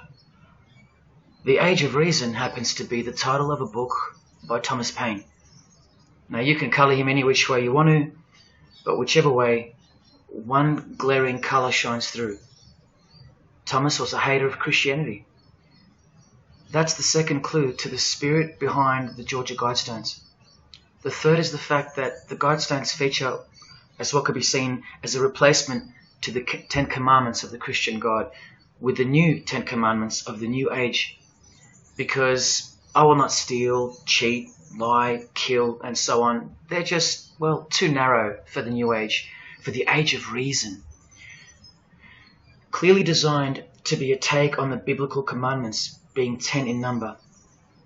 They are all very vague indeed. But anyone can ascertain the horror that must first take place before this New Age can begin by looking at the first guideline. Because this one's not vague at all. Maintain humanity at under 500 million. That's right, a reduction of at least 7 billion human beings would be necessary for that. This thing cost the equivalent of $500,000 US to build, and the street it's located on is named after it, so that tells you how much reach its creators had. Its presence alone is a disgrace and a declaration of execution. to most living people alive today. But let's go on to the fourth clue as to the spirit behind these monuments. The monuments outlining the Age of Reason. The name R.C. Christian, the so-called person who commissioned the building of these giant slabs, anyone who's versed in secret societies or is a high-ranking member themselves would instantly recognize the pseudonym as a reference to the secret society known as the Rosicrucians, which is just another secret society branch that exists under the umbrella of Freemasonry, which is an extension of all secret societies of the past and is now the mother of all of them. In this Masonic website, Worshipful Master Win Westcott urges the Freemasons to consider their status as Rosicrucians. The RC stands for Rosenkreuz. Christian Rosenkreuz is the mythical founder of the Rosicrucian order. And as impossible as it is for me to prove that Thomas Paine himself, the writer of Age of Reason, was a Freemason, he did also write this book, The Origin of Freemasonry. That is the spirit behind the Georgia Guidestones, the satanic spirit, and a straight off the bat view of this approaching new age. I told you, the whole system is about to change, and it's not going into the future, it's actually going back into the past. The old religion, that's what's taking everything over. And you'll walk straight into it, blind as a bat, thinking these people want to help you. They will appear as your saviors, forgetting or never being told in the first place that all this time there have been two societies in the world. The visible one, which is the one we're in, and the invisible one. Remember that the invisible one considers you profane, vile, and vulgar. Why on earth would they want to keep you around? In a book I can't mention written by them, people are referred to as useless eaters. We've become excess inventory, redundant, and past our use-by date in their eyes. Think about this. According to a prediction by information technology and research advisory firm Gartner, 1/3 of jobs will be replaced by software, robots, and smart machines by 2025. That's 4 years away.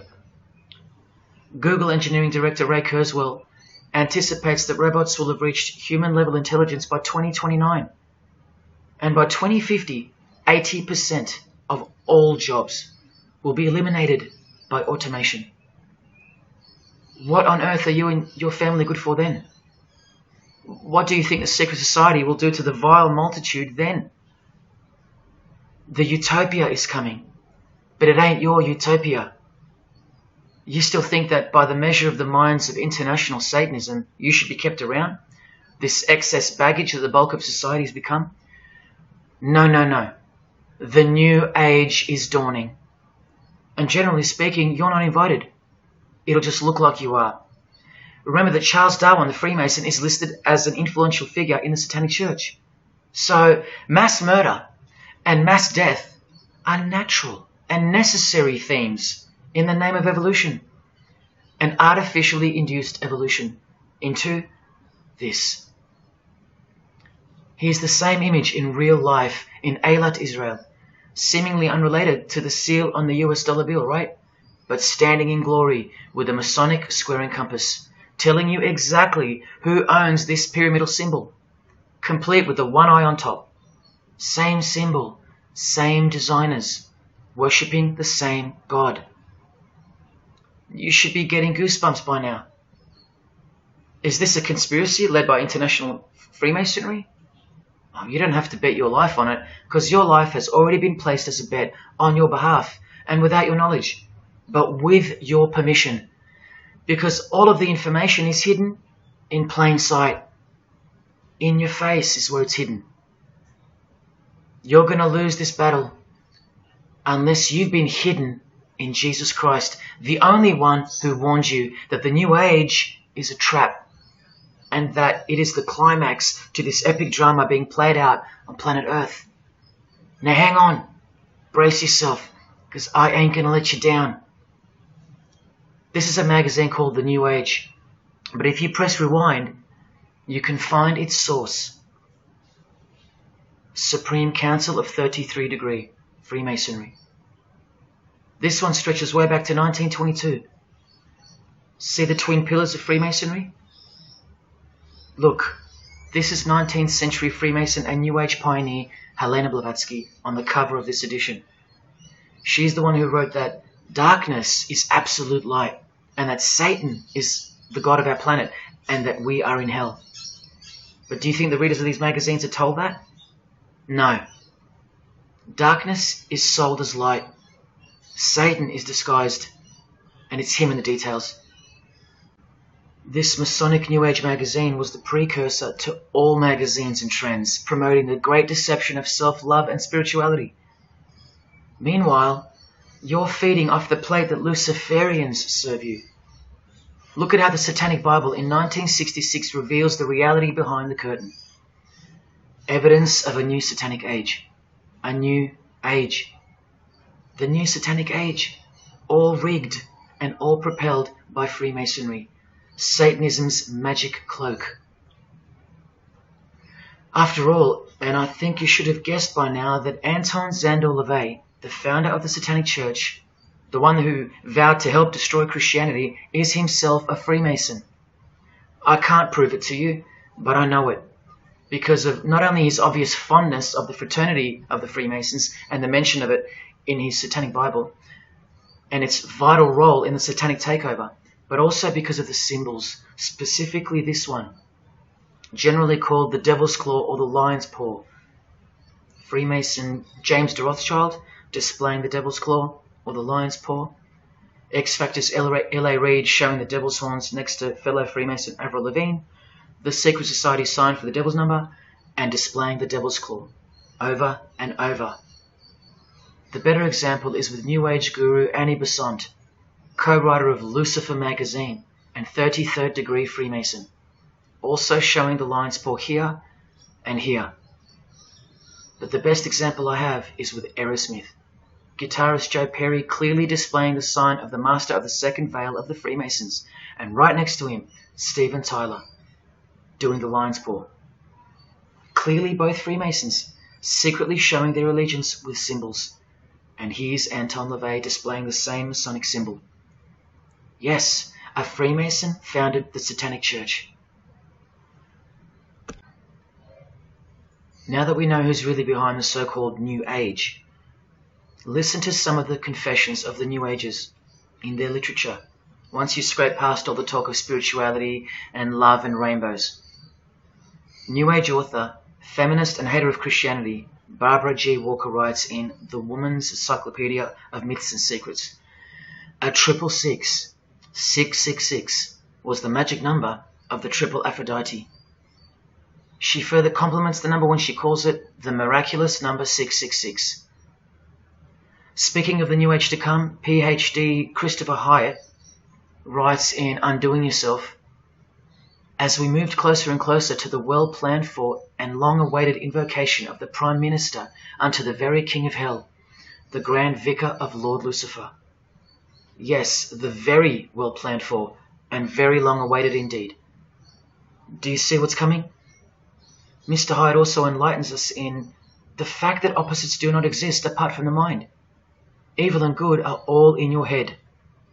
That's why you should brace yourself, because these are the minds creating the New World System.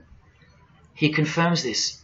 The New Age will require new men, men of high consciousness and fortitude. All of our present dogma models will crumble. He means the Christian and the Christian social structure will crumble.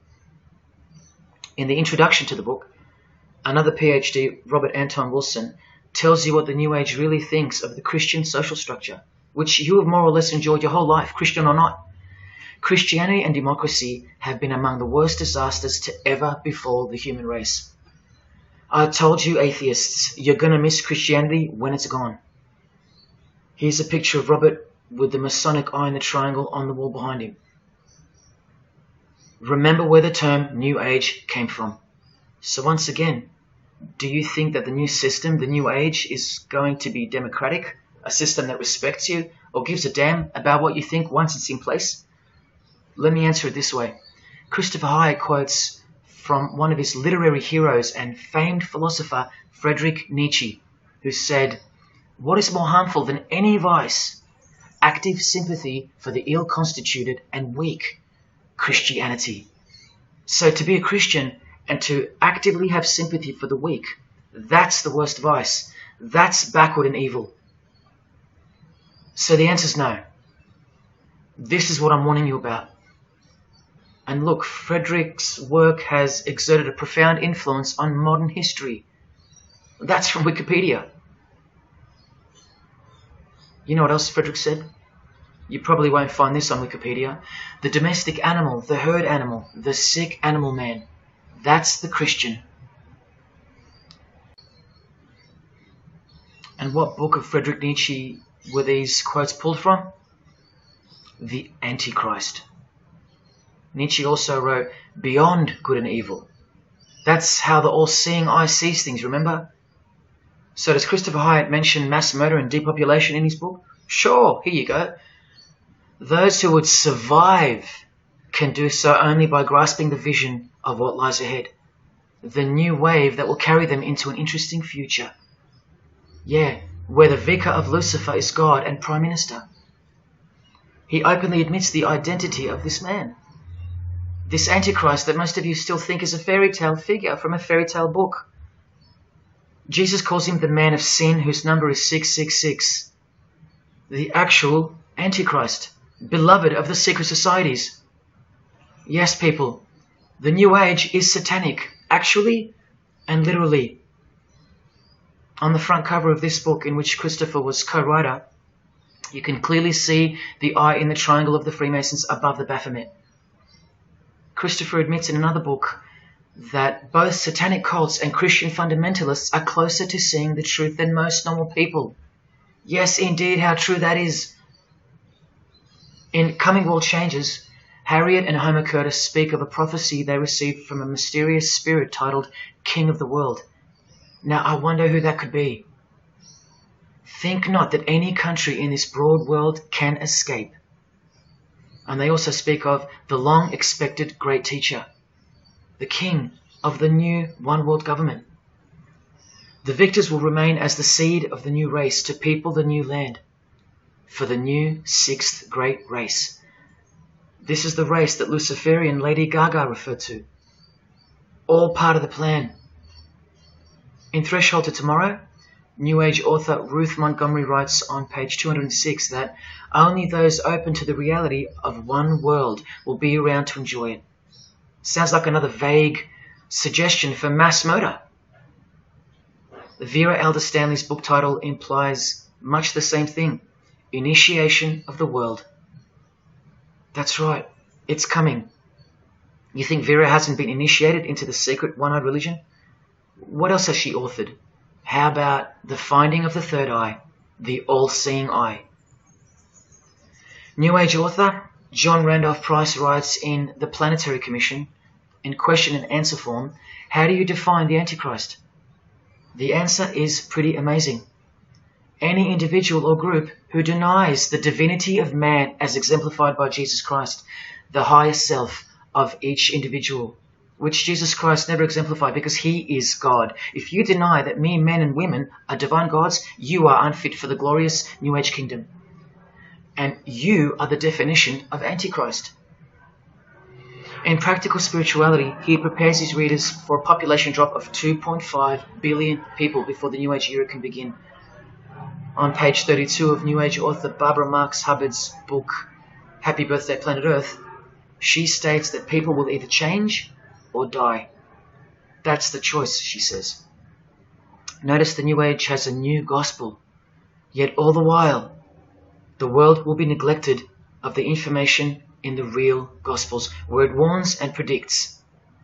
For if someone comes and preaches another Jesus, not the Jesus whom we preached, or another gospel, you are most beautifully tolerant of them. In the Book of Knowledge, The Keys of Enoch, the writer has a quote-unquote direct experience with two spirits, Enoch and Metatron, and they share with the writer spiritually scientific teachings regarding the new system of things soon to be fully manifest. The reason this work is considered extra special amongst its readers is because it was the first book to point out the alignment between the Great Pyramid and the constellation of Orion. The first book ever. That's basically proof that these spirits, Enoch and Metatron, are the real deal.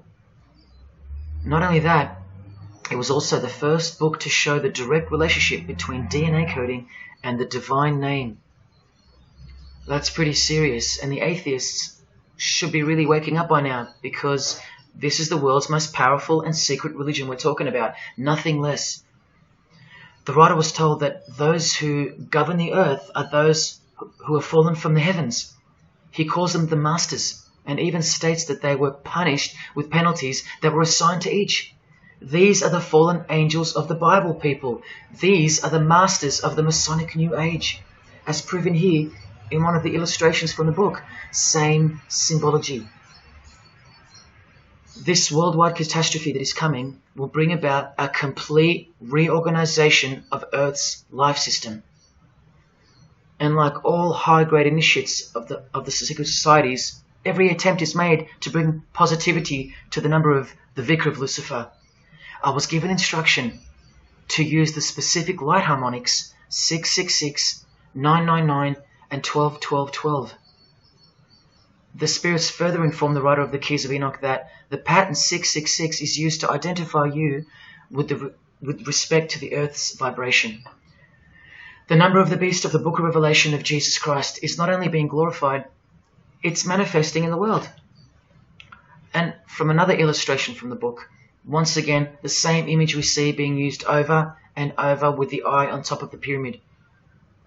This is the secret religion that encompasses us and has been influencing us for decades upon decades. 2 to 3 centuries, in fact. Just like the Gospels explain, this is an absolute counterfeit of the truth. Christ is mentioned everywhere, but not Jesus Christ. No, this is the Antichrist spirit, who will eventually manifest and appear to the world as one man. Doesn't sound so mythical anymore when you see that the enemies of Jesus Christ and those behind the New World System, they use biblical terms. And Christ, to depict the antithesis, the anti of the real Christ, their Saviour. And these spirits from the world we can't see are the ones who taught mankind the sick art of witchcraft. Look at who supplies this book online, sacredmagic.com. You know what magic really is and what it really entails now. So once again, you can see the connection, the relationship. If you still think that this phrase, New World Order, is a conspiracy theory, you're suffering from a medical condition. On the Lucis Trust website, the consultants to the European Union, you find the statement that the New World servers are occupied with the task of inaugurating the New World Order. In the same article, this shocking admission is made. 2/3 of humanity will stand upon the path at the close of this age, and with that, 1/3 will die, or to put it surreptitiously, will be held over for later unfoldment. That's the Lucis Trust, the word Lucis being the replacement for the word Lucifer, who works hand in hand with the EU, the European Union, stating that 2.5 billion human beings are planned to be killed off, all predicted by Jesus, and only Jesus. And if you still think I'm joking or misleading you about what these people are and what they plan to do, here's a book written by the founder of the Lucis Trust, the Freemason Alice Bailey, Education in the New Age, where she, well, educates you about mass population reduction. When a form proves inadequate or too diseased or too crippled for the expression of that purpose, it is, from the point of view of the hierarchy, no disaster when that form has to go. Death is not a disaster to be feared. The work of the destroyer is not really cruel or undesirable. Do you see? Did you hear that? Through the all-seeing eye of Lucifer, the destroyer, for the purpose of the new world, death and mass murder isn't evil, it's good. And Alice Bailey in The Labours of Hercules also tries to re-educate us and protect that God-forsaken number, predicted in the Gospels to be associated with evil. The number of the physical plane activity is called the number of the beast. This idea seems to have a horrible fascination with many, but what it really means is that Virgo is the symbol of triplicity. 6 on the physical plane, 6 on the emotional plane, and 6 on the mental plane. Not 666 at all. And one more time, from the consultants to the European Union, from their website Lucis Trust, to prove to you that these people are all working toward and waiting for the world leader. The coming of the Avatar and the advent of the coming one are the keynotes of the prevalent expectancy. After everything I've shown you, are you going to ignore this? Or worse, are you going to trust these people, of whom were predicted to this very condemnation 2,000 years ago? Right down to a one-world system, depopulation, and to the man who will carry the number 666, and with it implement a new system in which you won't be able to buy or sell unless you receive a mark in your hand or forehead. And what's just been announced by Business Insider? Cashless society. Due to this, by 2024. This is the manufactured trend for the world. And you better believe it's fulfilling biblical prophecy. You know that book that's been ripped out of schools and hysterically discredited? Why do you think there's a single eye displayed on all the covers of George Orwell's dystopian novel 1984? It's because the one-eye religion is the one in permanent control, where democracy and Christianity have been utterly extinguished and the remaining population live in a whole new level of permanent communism. It is well known that George Orwell himself had ties with the Fabian Society, which is a secret society complete with degrees of initiation. Tucked away neatly somewhere under the wing of Freemasonry, the Fabian Society's logo used to be this: a wolf in sheep's clothing, which is exactly what Freemasonry is. And it was a metaphor for gradually advancing socialism. And socialism is communism for slow learners. This level of denial on our part has been brought on by mass propaganda, because everything has been weaponized to work against you and God's truth. Education, entertainment, and economics. You're a slave to each one. And Freemasonry is the slave master. Listen to the Grand Pontiff of Universal Freemasonry tell you about it in Morals and Dogma. The blind force of the people is a force that must be economized and also managed as the blind force of steam. You are just blind energy to them, made to be enslaved. This force must have a brain. Who do you think the brain is? Freemasonry is the brain, obviously. And he's saying that we're just the body parts that move to its will.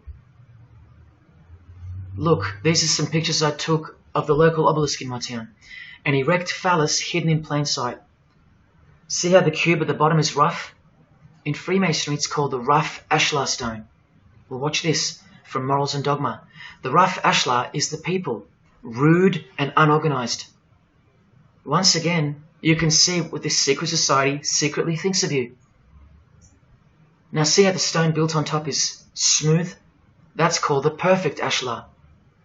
The perfect ashlar is the state, the rulers. Yeah, the one-eye sex cult of Freemasonry, which hides its master, Satanism.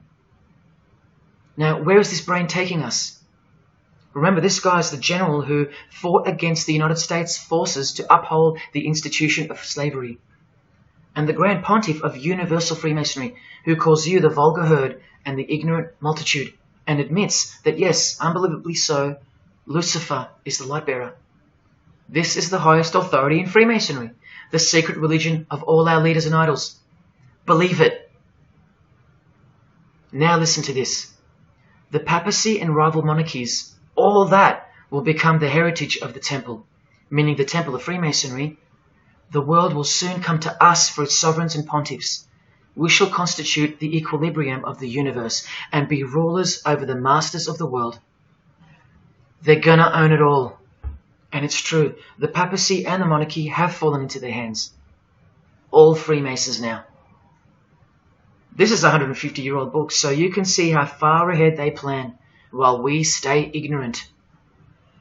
How do you suppose that they won't achieve the New World Order?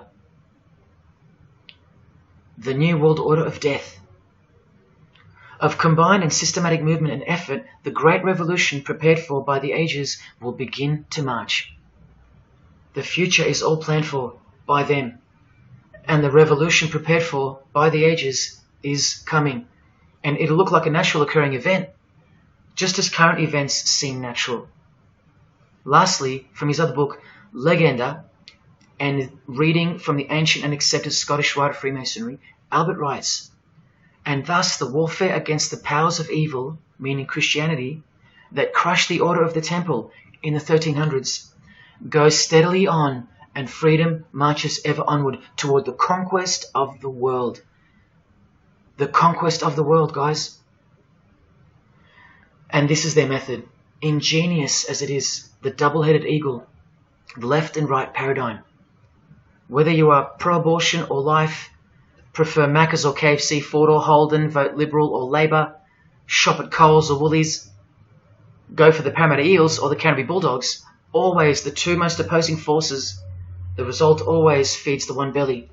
The two heads always serve the same Masonic beast. Do you get it?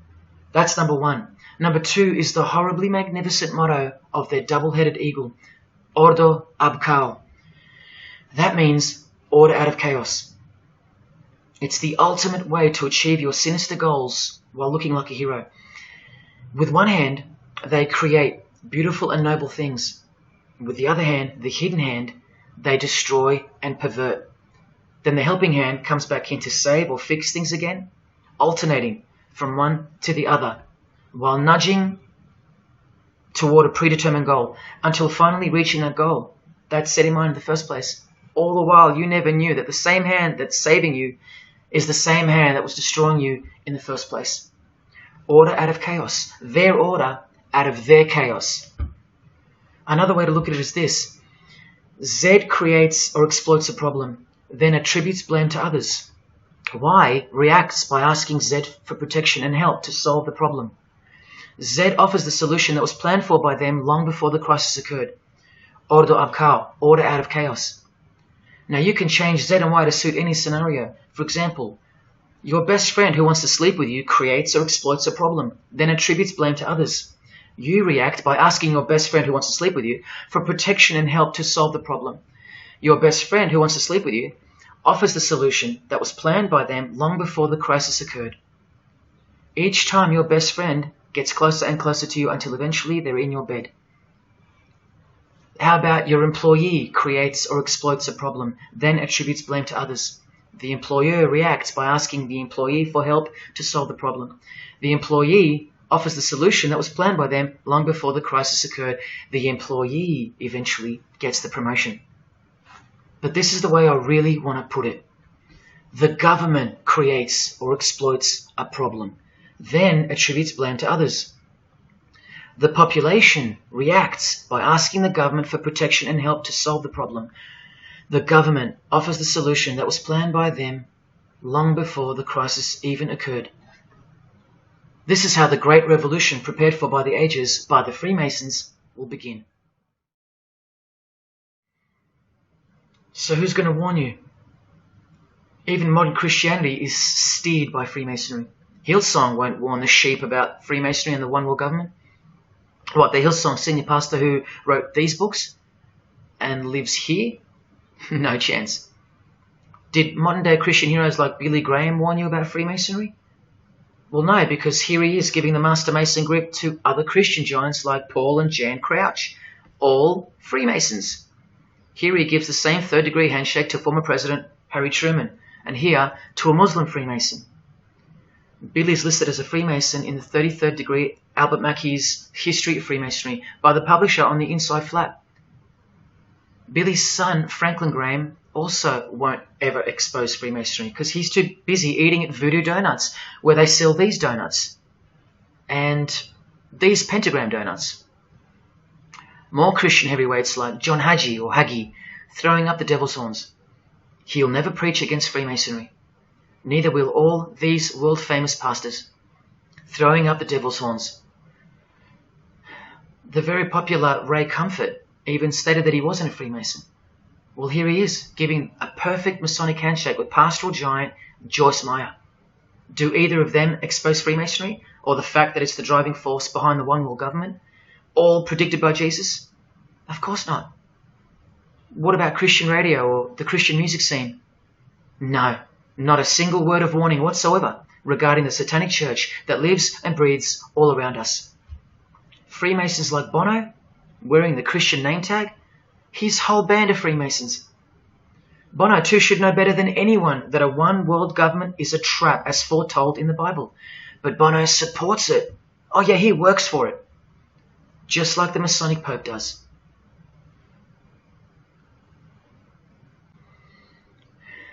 Even if by some freak chance they didn't know any better. No disciple of Jesus can bend their knee to another man in the Masonic Lodge, calling him master and swear to keep secrets. Look what they call each other from the Encyclopedia of Freemasonry.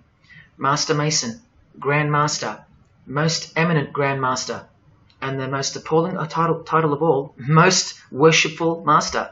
Most worshipful. Do you see how extra diluted the Christian Freemason has to be when Jesus said, "Do not be called master, because one is your master"? And what about all those oaths? Don't worry, Jesus covered that too. What I tell you is this: do not put yourself under oath at all, but let your yes mean yes and your no mean no. How's that for an idea? But the Freemasons' yes means no, because they all swear to lie and conceal from the first degree initiation all the way through. What is whispered in your ear, proclaim it from the rooftops. That's Jesus. You see the contrast? How precise he was and still is. You think Bono and the Pope don't know about the Masonic calendar and how it's not the same calendar as ours? From the Encyclopedia of Freemasonry, the real date of the world is found by adding 4000 to the Vulgar era. This whole Christian era is vulgar. So the year in the Masonic world is actually 6021. And this abbreviation is in French, the Vulgar era, beginning since the year of the Lord, since the year of Jesus Christ. That's how they feel about the current age, which is coming to a mind-blowing end by design. Now, do you think Freemasons aren't capable of mass murder? Well, Joseph Stalin murdered approximately 20 million people, and he was a Freemason, displaying the sign of the master of the second veil of Freemasonry. Vladimir Lenin was the leader of the Bolshevik Party, and he paved the way for the mass murder of 60 million people, mostly Christians, and he was a proud Freemason. And ladies and gentlemen, this is Adolf Hitler, a Freemason, clearly giving the grip of a Master Mason. And here he sits next to his military leader, Hermann Göring, who is also displaying his allegiance to Freemasonry with a hidden hand. He even displays the Masonic triangle, just like fellow Masonic brother Jay-Z. The mind of Hitler surrounds you now. It just hasn't pounced yet. The mind of Hitler isn't isolated to some portion of the world anymore. It now encompasses you. Hitler is everywhere. Far more clever than you can imagine. Evolved and sleeping in your bed. It's easy to say that's impossible. Once upon a time, 70 million Germans adored him. Once upon a time, Hitler was named Man of the Year by Time magazine. You've been fooled by the satanic machine. Please don't try to get inside to the mind of Freemasonry. It's like trying to understand Satan himself. You can't, and you don't want to. Freemasons will make friends with their most hated enemies. They will cross-dress their morals to move closer to their goal. They'll make the English language void of any meaning by turning everything inside out and upside down to camouflage its objectives. They will simultaneously create charities along with the greatest machines to ever destroy the hearts of men, like pornography. They will sell their souls to gain the world. They are a dichotomy, a paradox, a lie that loves to speak the truth and a truth that loves to lie. They are a snake eating their own tail, consuming what they produce. Freemasonry is hell dressed as heaven, death dressed as life. Its God is an angel of darkness dressed as an angel of light. And 90% of its membership is a shield, lost in its symbolism. Freemasonry has become the ally and the opposition. Who are the biggest voices on so-called climate change in recent years? Which is more order out of chaos? Al Gore, a Freemason, and Greta Thunberg, from a Jesus-hating secret society family. Freemason and former Russian President Mikhail Gorbachev said this in 1996. Yes, the whole world is under the control of the evil one, like the Gospels say.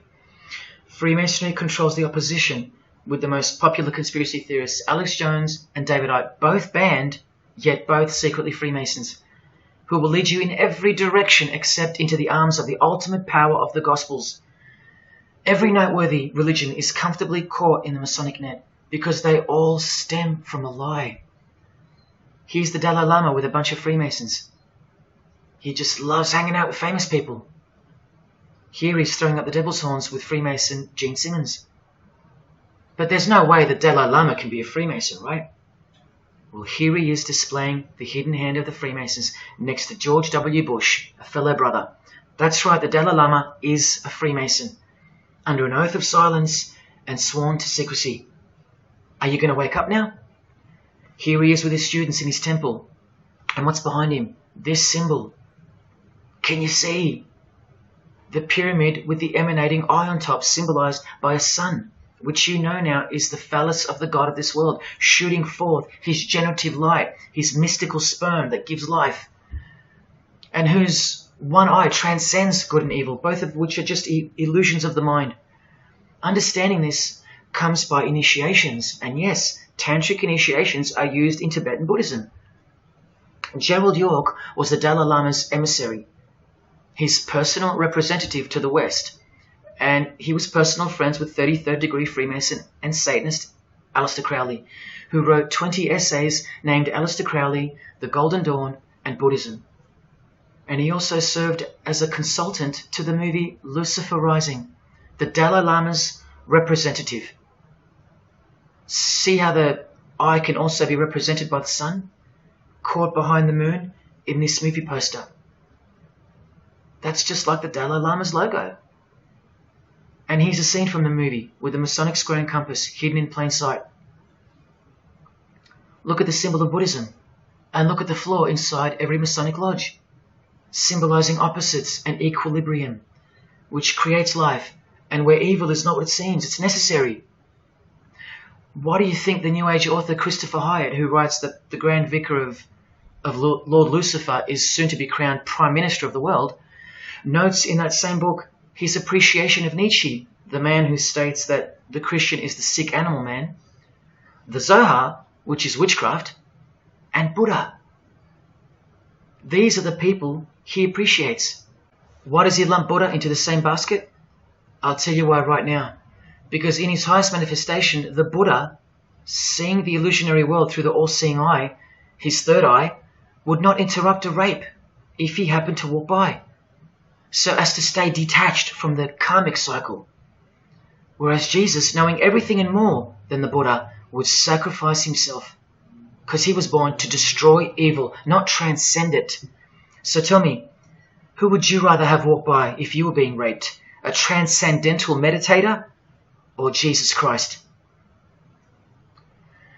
Whatever you think of me, you will have to reconcile the fact that all the leaders of the world, from Scott Morrison to the Dalai Lama, belong to the very same secret society as Adolf Hitler did, Freemasonry. The secret religion no one speaks about, for good reason, and by good I mean very, very evil. What do you think is going on here? I've told you almost exactly what's going on. We're in a lot of trouble, because in the land of the blind, the one-eyed man is king, and Hitler, Stalin, and Lenin combined will be child's play compared to what's just ahead. Now here's a point-blank picture of the future and the reality of their most brutal truth from the 33rd degree Freemason Aleister Crowley's The Book of the Law. We have nothing but the outcast and the unfit. Let them die in their misery. Compassion is the vice of kings. Stamp down the wretched and the weak. This is the law of the strong. Do you see? Can you see the future yet? Now please pay attention from his other book, Magic in Theory and Practice. This is what all the degrees of initiation are for. And this is what it takes for them to create the New World Order. He speaks of the initiation in the true order of the Rosy Cross. Rosy Cross being another name for the Order of the Rosicrucians. Remember the guys that built this? Now this is a 33rd degree Freemason speaking. It is extremely desirable that he should have attained an absolute degree of moral emancipation. That is purity of spirit and perfect understanding. I've shown you this over and over. Because the world is full of evil, they mimic the morals of nature, because they are the true morals of the true God of this world. That's purity to them. That's true honesty and perfect understanding. Evil is good. That's the moral emancipation he's speaking of. Now watch this and brace yourself, because this is the future. There is a magical operation of maximum importance, the initiation of a new eon. When it becomes necessary to utter a word, the whole planet must be bathed in blood. This bloody sacrifice is the critical point of the world ceremony of the proclamation of Horus, the crowned and conquering child, as Lord of the Eon. I've shown you that secret societies participate in the science of blood rituals. Well, this is what it climaxes into, a massive blood ritual in the name of the new Eon, the new age, which revolves around a divine plan not of this world, as confessed by all of them. You are not who you think you are. You are not where you think you are. Do you see it? Can you fathom? And what blood means in this world? So much more than what you may have known before now. Blood sacrifice is of the utmost importance. It's what the beings in the other realm require, desire. We can't fully understand it. But do you see how the blood sacrifice of Jesus Christ takes on a whole new meaning now? A very real meaning. And guess what? Because of it, the good guy really does win in the end. You either fall under the blood of the world or under the blood of him. There is no middle ground. Blood is like the monetary currency of the spirits. And that's how God bought us back from the legal ownership of the ruler of this world with blood, his own blood. Now you can begin to understand why they hate him so much. Because that's why he was born into the world of flesh, to produce blood of his very own. Not by means of perishable things were you set free once and for all, by the payment of ransom money, but by costly blood, by the one who was visibly manifested at the closing years of the times, for your sake. That is the truth. Do you think it's just a coincidence that this is the last age before the long planned for new order of the ages? That's ages, plural. That means forever. That's the plan. That's why the Gospels say that he was visibly manifested at the closing years of the times, at the end of this last age. In the book 1984, George Orwell told us, if you want a vision of the future, imagine a boot stamping on a human face forever. I've shown you that this so-called New Age is in actuality a new satanic age. And it's not really new at all. It's very old indeed, it's ancient. But like I said, its progress was derailed by the appearance of Jesus on the human scene. Now I'll prove to you that the New Age is an old religion. Novus Ordo Seclorum is part of a quotation taken from the Roman pagan philosopher Virgil's fourth eclogue, which was borrowed by him from the Sibylline records, which were ancient prophecies delivered by an oracle through witchcraft or divination. That's where the phrase Novus Ordo Seclorum comes from. Now look at what the full phrase actually says. A mighty order of ages is born anew. Both the prophetic virgin and Saturnian kingdoms now return. Now a new progeny is led down from the lofty heavens. Favour, chaste Lucina, the boy soon to be born in whom the Iron Age shall come to an end, and the Golden One shall arise in the whole earth. We've just been told that the New Age is a Saturnian kingdom, which returns, so it's been here before. Next we see that a new progeny, meaning a new seed, a new race. There's that race again. is coming to earth, and that a boy will be born who will bring the Iron Age, which is the age we're currently in, to an end, and that the Golden Age, the new age about to begin, will again arise over the whole world. Now, what is the Saturnian kingdom? Well, for starters, this is a band called Saturnian Mist. And here on their front cover, we have a reference to magic. Then we see by the singer's shirt, they're Satanists. Then with his other shirt, we see the connection once again between the inverted pentagram of Satanism and the one eye of Freemasonry, the secret religion of the who's who of planet Earth. Freemason and Satanist Marilyn Manson has a song called Saturnalia, and on a satanic website on ritual offerings for demonic bindings, we find that Satan is Saturnian in nature. Here on the front page we see the inverted pentagram under the head of the Baphomet, and right next to it, a version of the squaring compass of the Freemasons, of which a lodge is located near a suburb near you, no matter where on earth you live. The Satanic Church hidden in plain sight. Now let's go straight to the source so you can see for yourself the nature of the New Age Saturnian kingdom found in the full quote of the Freemasons' New World Order seal. From this book, which is a factual study of the single most influential occult organization in modern Germany, the Fraternitas Saturni, or the Brotherhood of Saturn. We learn of the path of the Saturnian initiate, which is outlined in detail with the meaning of all 33 grades, 33 degrees of Freemasonry. This is the very same thing, the same objectives. All secret societies work for the same goal because they all have the same spirit. The only difference between Freemasonry and this Saturnian fraternity is that your local Masonic lodges are veiled and camouflaged filtering systems for future Satanists, from which all influential figures of society are chosen, where the real religion begins at the 33rd degree. Whereas with orders like the Saturnian Brotherhood, there is no filtering system.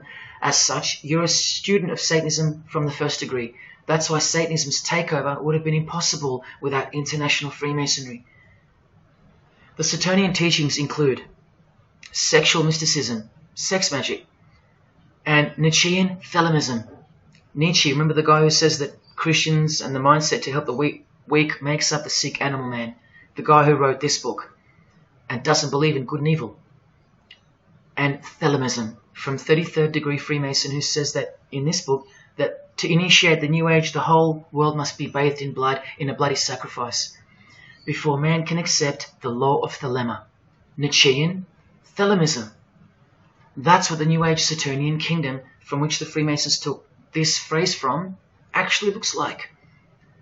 This factual study on the Saturnian Brotherhood is filled with references to Lucifer, Satan, magic, sex magic, blood, sacrifice, the number 666 as mentioned by Jesus Christ himself, and of course, Freemasonry. The secret society that all of our politicians and entertainers belong to. And what's the demonic sigil for Saturn? The Masonic squaring compass. Are you going to snap out of it now? When you see a beautiful sunrise and smell the fresh air, or hear a great song, or see a great movie, are you going to forget where you really are? When you hear people using Jesus Christ's holy name as a cuss word, are you going to forget where this phenomenon really came from and why it's taking place? Now that you've seen how actual and bona fide the reality of 666 is from their own mouths and symbols, let me show you where else it's revealed. Do you see these Roman numeral numbers down here? They add up to 1776, the year that America officially became the country we know of today. And also the year of the birth of another secret society, which was absorbed into Freemasonry after it was banned in 1785. But look, the base numbers. M is 1,000, C is 100, and X is 10. All you have to do is subtract the base numbers. 1776 minus 1,000 minus 100 minus 10. Or simply remove the Roman numerals which represent the base numbers. No, I'm not playing tricks on you. Neither are your eyes. but someone else is. Now that you've seen the prevalence and seriousness of this horrid number, now that you've seen what you've seen, I can show you where else it appears. This figure is represented by the numbers. To make this work, they had to remove the number 1 altogether and separate the 2. Of course, we'd be too dumb to pick up on it. But 789 minus 456 is this, multiplied by this lonesome 2. That's right. This dark and mysterious figure is none other than the long-anticipated Antichrist, the ruler of the Saturnian kingdom, which is on its way.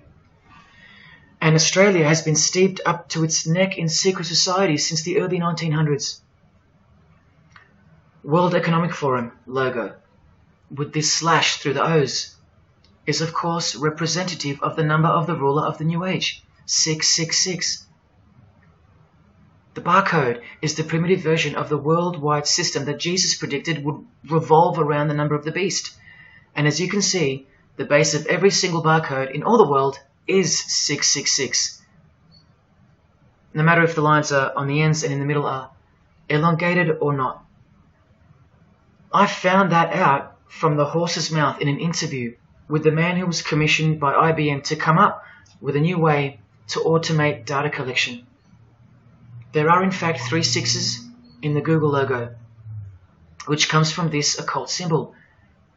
Coincidence. And he found in a Masonic lodge the square and compass symbol appears in the middle of a hexagram, which is a symbol used in the royal art of Freemasonry, witchcraft, as shown in this book. Well, among other things, the hexagram itself can be broken down to quite clearly represent 666. This is a Masonic square and compass designed by the Manal Masonic Lodge, symbolizing world unity. Up the top you find the logo of the United Nations. Well, there are 33 segments in the UN logo, symbolizing the 33 degrees of Freemasonry. See this crop circle here, with the Masonic eye on top of the pyramid? I know nothing about crop circles and the phenomenon of them, but I know how many rays are coming off the eye. 33. 33 degrees of Freemasonry.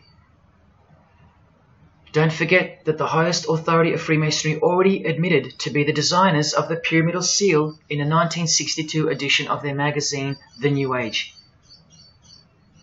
I've shown you how the inverted pentagram makes for the spelling of the word Mason in the same seal. Well, that same pentagram with the elongated top horns appears here in a European Union logo. An inverted satanic pentagram right in front of our eyes. Here's the European Union building architecturally mimicking the Tower of Babel. That was the very same tower that the God of the Bible destroyed thousands of years ago, according to the Bible, when Nimrod, one of the admitted founders of the original craft of Freemasonry, tried to unite the world under one world government. So this logo and this building design is a clear statement to the God who intervened the first attempt at a world government. This is England's Secret Service logo for MI5 with the word intelligence being symbolized by the eye of Lucifer, who was viewed as the most intelligent entity in existence by the secret societies. And this is the symbol for the Information Awareness Office. You know exactly who's in control, and now you know exactly what they want, and they will get it. In a 1962 article written by former US President and Freemason's wife, Edith Roosevelt, in the New Hampshire News, and speaking of the spiritual counterpart building for the United Nations, called the Temple of Understanding, she writes that the symbolism planned for the building dates back to the black magic practiced by the high priests of ancient Egypt, and that the building will contain a giant eye. You don't have to wonder why now, because you know why. This clothing designer is fully aware that the one-eye symbol is synonymous with Satan and a hatred of Jesus. Does this movie poster make any more sense to you now? Well, are you ready for the second biggest shock of all? Whatever you think of what you're about to see, please come see me on the other side of this so I can show you something. This clip only goes for a few minutes. And keep in mind, the only reason I'm showing you this to you is because the writer and director of the preview of this movie-style documentary was murdered, along with his wife and his little daughter and his dog, all before the production could begin. The murder was made to look like a murder-suicide, the news of which never made national broadcasts, just the local news. Case closed, nothing to see here.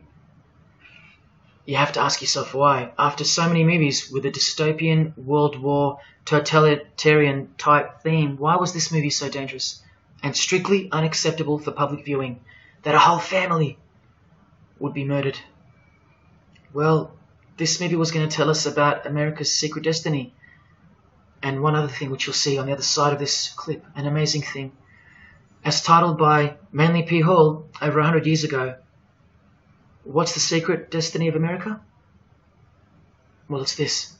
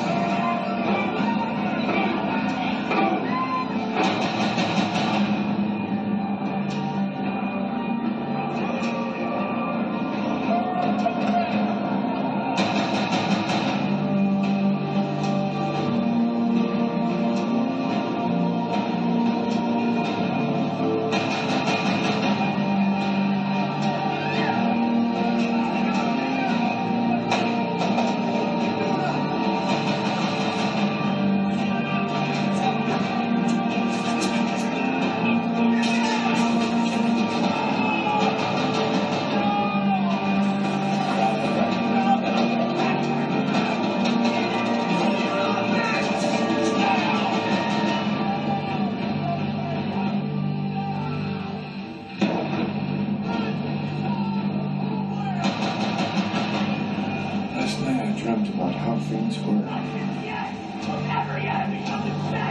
I woke up here.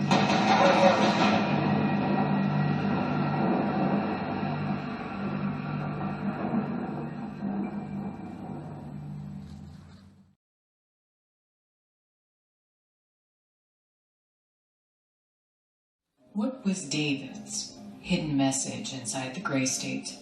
And could it be the reason for his death? Perhaps the scariest part of Grey State's conceptual trailer is this character here, who appears to be operating a guillotine. David Crowley was very intentional in this frame of the movie. He added something that I believe he wanted the people to know about. Who is the identity of this executioner? If you look closely, you will see that this terrifying character is wearing something around his waist. It appears to look like an apron.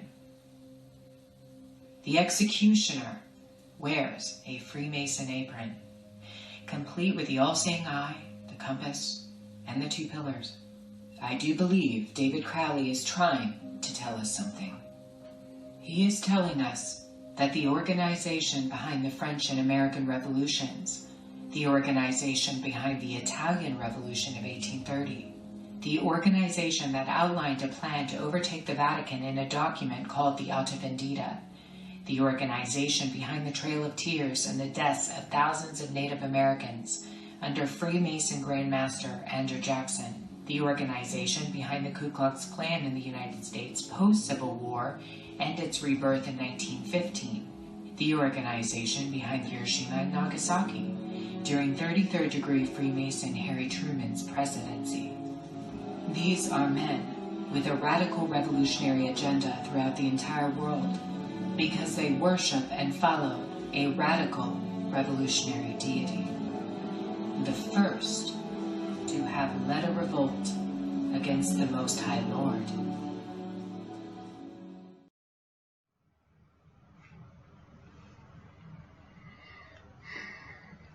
When I was in high school, coming from a completely non-Christian and non-religious family or background, I distinctly remember the first time that I decided that the Bible or the New Testament, to be more precise, was definitely not true.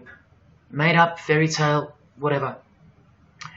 It was one verse, one scripture that to me at the time proved unequivocally that it wasn't written for our time. A prophecy that was impossible to be fulfilled. Here's the verse. And I saw thrones, and they sat upon them, and authority to administer justice was given them. And I saw the souls of those who had been beheaded, because of the testimony they bore of Jesus, and because of the word of God.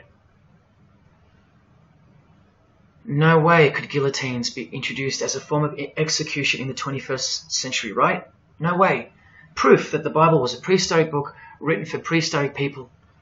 And this is long before He woke me up on a midnight highway to spare my life from a high-speed collision into a concrete wall. Ladies and gentlemen, in 2021, like the smartphone or the smartwatch, this is called the Smart Guillotine. Built by Chanel. You know, the perfume and clothing and accessories brand for the rich. What on earth does a perfume company have to do with chopping people's heads off? Well, I thought I told you that all of this is just the tip of the iceberg. I wonder who really owns Chanel. Well, here's their logo, and there is an eye in the design. And have you seen their drip design? How odd. Welcome to the real world. You ready? This is from a legislation archive from the Georgia House of Representatives in the 1995-96 sessions. This is Bill HB 1274 on the death penalty, guillotine provisions. How far along are we into enacting these bills worldwide? I don't know. Maybe they've been enacted already. But I just wanted to show you that in 1995 the ball was already rolling. Another ball that's rolling are the 7 universal Noahide laws. They sound great from the outside, designed so to conceal some terrifying details on the inside. Firstly, they were signed into US law in 1991 by George H.W. Bush on March 26. Here's the bill and resolution. It was named Education Day. As you can see in the details of Resolution HJ 104, they are the 7 Noahide laws, resolved by the Senate and House of Representatives of the United States of America in 1996. Every single president since H.W. Bush has annually re-signed this resolution. Many world leaders have called for the acknowledgement and observance of the 7 Noahide laws, including the President of the European Union in July 2014 and the Australian Governor-General Michael Jeffrey in 2008. And this will be international law. So what's the problem?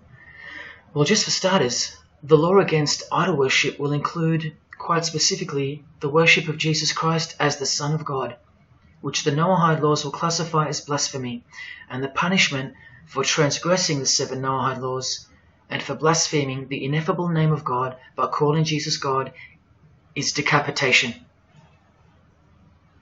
I'll let you take that in for a second.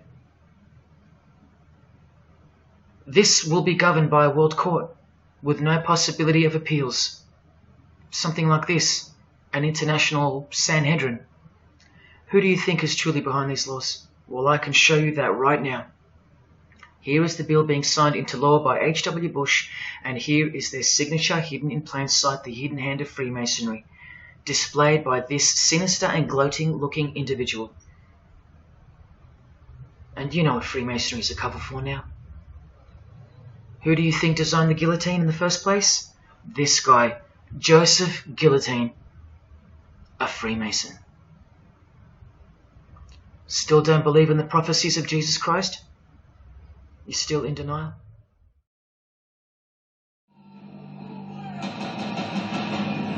Last night I dreamt about how things were.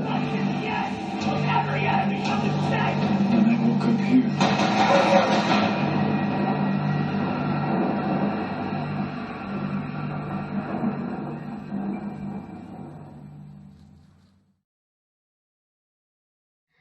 Well, that's why the director was murdered.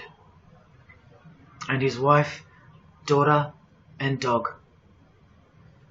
I think of them often, and sometimes when I need spiritual sobering up, I think of that fateful and evil night where that beautiful Christian family were brutally eliminated. If you think he wasn't onto something, well, he paid the greatest price to share this with you. Prophecy will be fulfilled. Listen to the words that come right after the execution by guillotine scripture in the Gospels. And I saw those who were such that they did not worship the beast, nor his image, and did not receive his mark of identification upon their forehead and hand. Remember this mark in the video? I'm not saying that the director knew what the mark would be, but based on the symbology, he knew who would be behind it. Look at the triangular symbol of the Freemasons. The Masonic triangle around the eye, and the Brotherhood of Saturn. Now look at the front cover of the book written by New Age author Maurice Nicoll. The mark. Same symbol. Identical to the symbol used by J.K. Rowling, who said its design was inspired by the Freemasons. Who has this tattoo, which represents the Baphomet. Well, Solve Coagula is the process in which they will bring this New World system to life. It's identical to the Masonic motto of order out of chaos. Solve means dissolve or destroy, and coagula means to bring the elements back together into a new and higher form, a new and higher system. Jesus described it as the beast system, and one way or another, we will be marked as a form of identification in order to participate. But first, chaos must ensue. A deep Masonic truth, which is mostly true anyway, is that destruction precedes construction. It's like having to destroy a tree in order to create a table. The same principle applies to creating the New Age. That's why I know that the process which involves the creation of a new system must involve the destruction of this one. Now, this is the last referenced work I'm going to use to show you who will be the head of that system, that one world government. A book by David Spangler, considered as one of the founding fathers of the modern New Age. He also has an intimate relationship with the United Nations, as shown in a 1975 document which was uploaded to the UN archives in 2006. Please pause to confirm that, where you can find his name listed under the Board of Directors for the Planetary Citizens Group. In his book, Reflections on the Christ, David Spangler, remember, one of the founding fathers of the New Age and a member of the Board of Directors in a United Nations sanctioned program, repeatedly upholds and honors the entity known as Lucifer. He tells us all about what is required to step into the New Age. Well, mainly, what's required is a new understanding of the angel Lucifer. He writes that when this great project of evolution began, man went forth as consciousness to learn his divinity, and Lucifer went with him. It is important to see that Lucifer, described as an angel, a being, a great and mighty planetary consciousness. He says that Just like in Halloween and trick or treat, if the person offers a treat to Lucifer who knocks on his door, and the person says to Lucifer, "Come in, and I will give to you the treat of my love and understanding, and I will uplift you in the light and presence of the Christ," Christ meaning my outflow, then Lucifer becomes that being who carries the ultimate treat, the light of wisdom. Lucifer represents experience. Lucifer is literally the angel of experience. The Luciferic element becomes the true revealer of light, the angel of light. The light that reveals to us the path to the Christ comes from Lucifer. The Christ that he refers to obviously is the Antichrist spirit, who will eventually manifest on earth as one man. But for some odd reason on page 60 he feels compelled to clarify that he was only joking once when he said maybe to enter the New Age we all need to take a Luciferic initiation. Well, that's definitely no joke. That's right, Lucifer is the savior of the secret societies. The solar system was the manifestation of the consciousness of a very great being known as the Solar Logos. And if we go back to the secret society of the Brotherhood of Saturn, we read that mankind will be able to take a measure of egocentric power from the Solar Logos. In this way, Lucifer is the savior of humankind.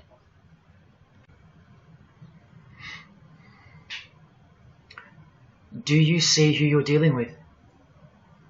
These are the people above you, the rich, powerful, influential, overflowing in all areas of those who are steering society, and they're about to reach their destination.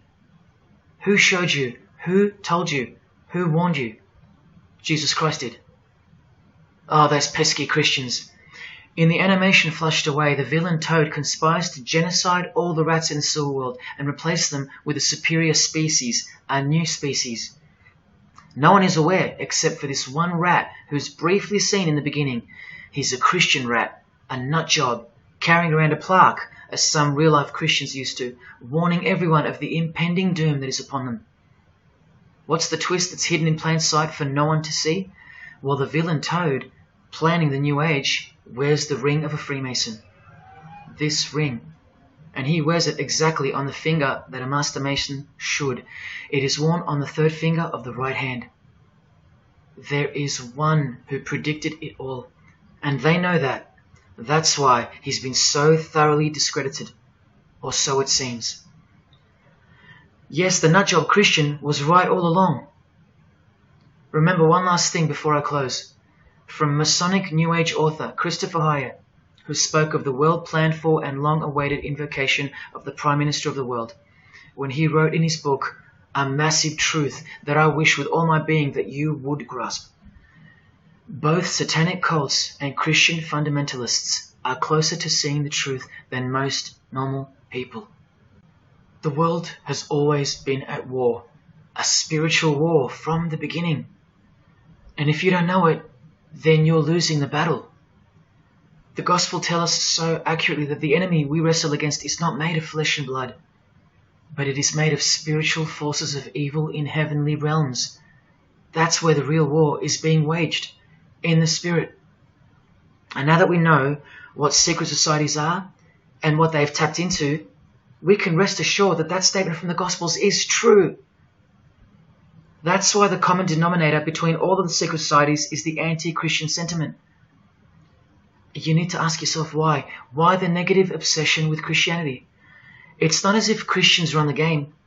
Freemasons have banned Bibles from schools. They teach evolution as a fact. Pornography is thriving. There are no Christian protesters left. Homosexuality is rampant and protected, and Christianity is buckled. Which church preaches against Freemasonry? Which church is telling you about Satan and his hidden church, which has permeated every vein of society? So why do they hate Jesus if they're at the top of their game?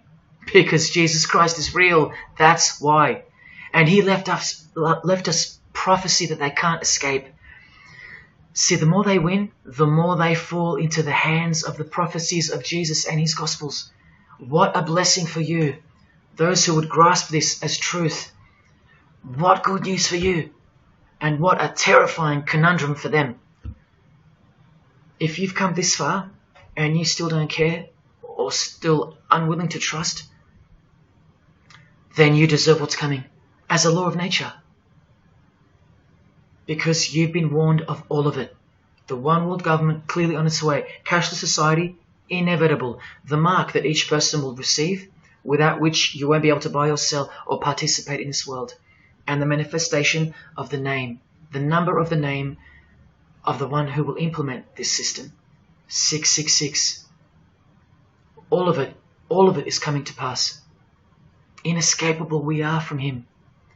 Everything and everyone will fall back into his hands, where he will finally separate the goats from the sheep.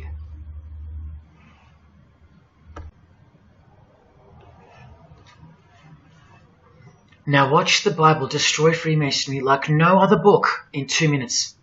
Regarding their lodges and obelisks, their heart is faithless. Now they must bear their guilt. The Lord will break down their altars and destroy their sacred obelisks. And speaking of the bloodline that gave birth to Jesus, God says, "You shall not set up for yourselves a sacred pillar, which the Lord God hates." See what you're up against, Freemasonry?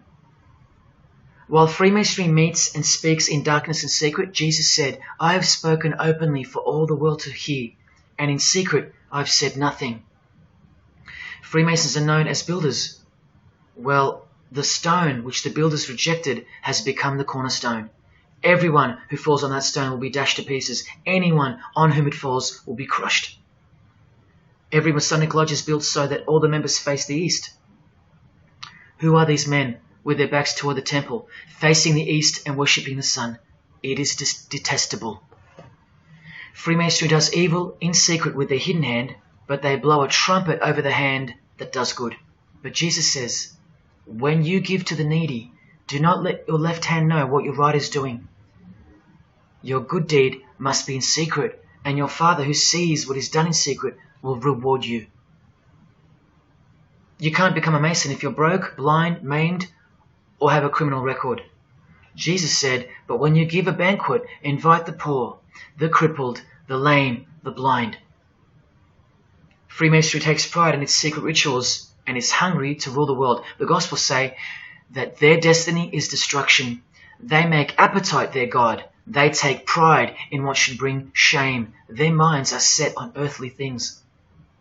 Freemasonry believes that the light is but darkness visible. The Bible says, woe to those who call evil good and good evil, who put darkness for light.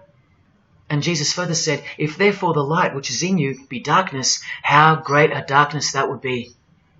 Freemasons spend their whole lives taking gruesome oaths of secrecy. Jesus said, but above all things, my brethren, stop the practice of putting yourselves under oath. Freemasonry is built upon a hierarchical system, a pyramidal system. Jesus said, for everyone who exalts themselves will be humbled, and whoever humbles themselves will be exalted. We could go on, but we're going to end on this one. Exclusively written for the practices in the lodge room of political Freemasonry.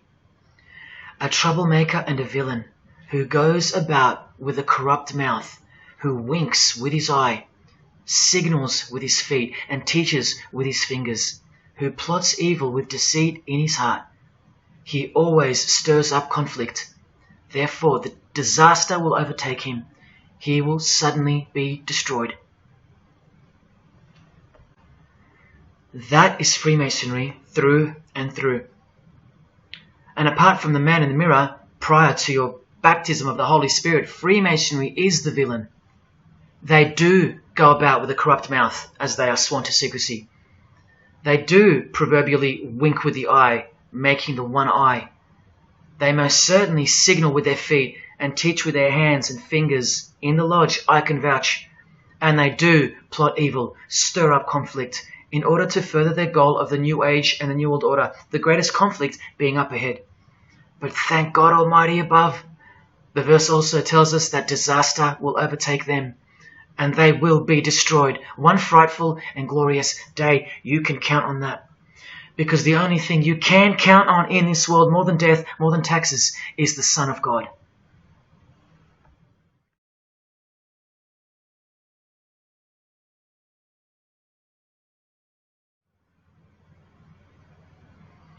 This is it. This is the last shock, and by far the biggest. If you ever needed intellectual proof that Jesus Christ is real and living right now, this is it. If Jesus and the Gospels weren't true, then Luciferians wouldn't be running the world. Atheists would, or some other version of modern man. Anyone, but not Satanists, not the passionate enemies of Jesus.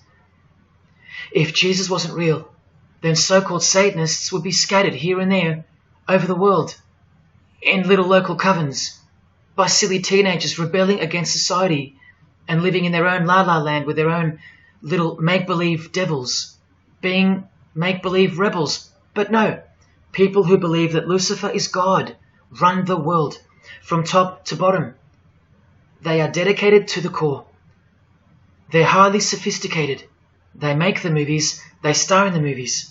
They write the songs, they sing and dance. They are worshipped as idols.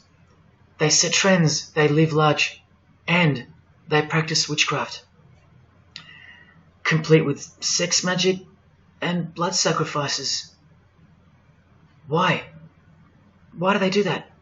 Why would they bother?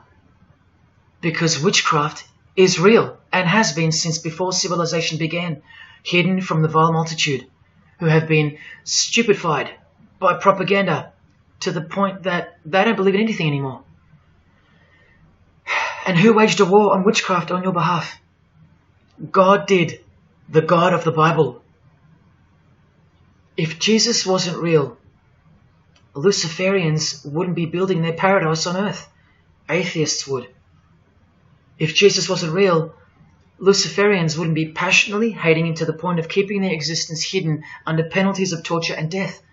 Lo and behold, in the 21st century, yes, if Jesus was a myth, Luciferians wouldn't be working overtime to inadvertently fulfill every prophecy that Jesus gave us. Can anybody read me? What part of Jesus foretold a worldwide cashless system, a worldwide government, and a worldwide religion do you not get? If Jesus wasn't real, why do former Satanists freely admit that only the true Christians are immune to witchcraft? They have no power over the disciples of Jesus. How is that possible? And what about this one that's been going around? If the Gospels were written by the Catholic Church in order to control people, then why didn't they include a Pope in the Scriptures? There's no Pope here. Why didn't they include instructions to obey the priests? There's no priests in the New Testament, except for God himself and all his disciples. We're all priests. If the Gospels were an invention of the Catholic Church, why does Jesus say to call no man Father except your Father in heaven? Yet every priest holds the title of Father. If the Gospels were an invention of the Catholic Church to control people, why were only priests allowed to own a Bible and not the common people? Why did they burn William Tyndale at the stake, a Christian scholar who translated the Bible into English? Are you with me? Please help me understand how you don't believe in Jesus when even your enemies, the high-ranking Freemasons, think that you're stupid for not believing in Satan. There was the first shock, which was the fact that an international secret society exists at all, and that all people in power, prominence, celebrities, they're members of it. That was the first shock. The second shock was the oaths they take and the rituals they perform. Decapitated heads, brains exposed to the sun, drinking wine from human beings' skulls, all done by the people you respect the most. Pretty shocking if you have any brains left in your skull and heart left in your ribcage. The third shock was the reason they took the oaths and performed the rituals. And that reason is that the secret society they all belong to is in fact Satanism. The fourth shock was the details of witchcraft and the details of the new satanic age, the Saturnian kingdom, where billions are planned for death to pave the way for a spiritual and technological utopia. But do you know what the biggest shock of all is? The shock that surpasses all of them combined. It's Jesus. Jesus is the shock. He's the shockwave, the reality and truth of him. Because that changes everything. He changes everything. The greatest news you could never think up, that God left his abode to come here, a form of hell, manifest on earth, to be ridiculed and executed, to save our sorry asses by taking a bullet for us. Don't worry, his second coming won't be so sacrificial. Better start fearing like you fear a cop and like you fear a judge. Oh, I know you tremble in front of them, but you don't fear God? Oh, how we love the darkness and sin. Possibly you, loved gossip, you loved sex and porn, you loved sodomy, you couldn't stop lying, you couldn't stop cussing, you loved your idols, singers, actors, sports people, sports teams, putting people who fart, smell and eventually die on a pedestal. You just couldn't cut yourself off from the ways of the world. Purity? Who wants to be pure? I have to be pure? I have to live holy? Stop sinning? That's so boring. What kind of God is this? To hell with that God. Well, do you like filth in your home? Do you? Do you like filth on your carpet, on your clothes, on your face? Do you invite filthy guests over and give them a share in all your belongings and all your power? Do you give them the keys to your house and car? No, you don't. But the Creator, who has the greatest house of all, he should. We can barely earn $1,000 a week, and we don't give that away to anyone. But now God should share his wealth with you, the unclean, the unrepentant. Is it too much to ask your filthy guests to clean up before they enter? To watch their mouths, to control their willy? Is that too much to ask? Oh, but if God was real, what about all the children that die? What about them? What are you doing about them? Are you still stuck on which phone you're going to upgrade to or what's for dinner? Why don't you leave your abode, your luxuries and your loved ones and risk it all to go save some children yourself? Oh, but what about all those who've never heard of Jesus?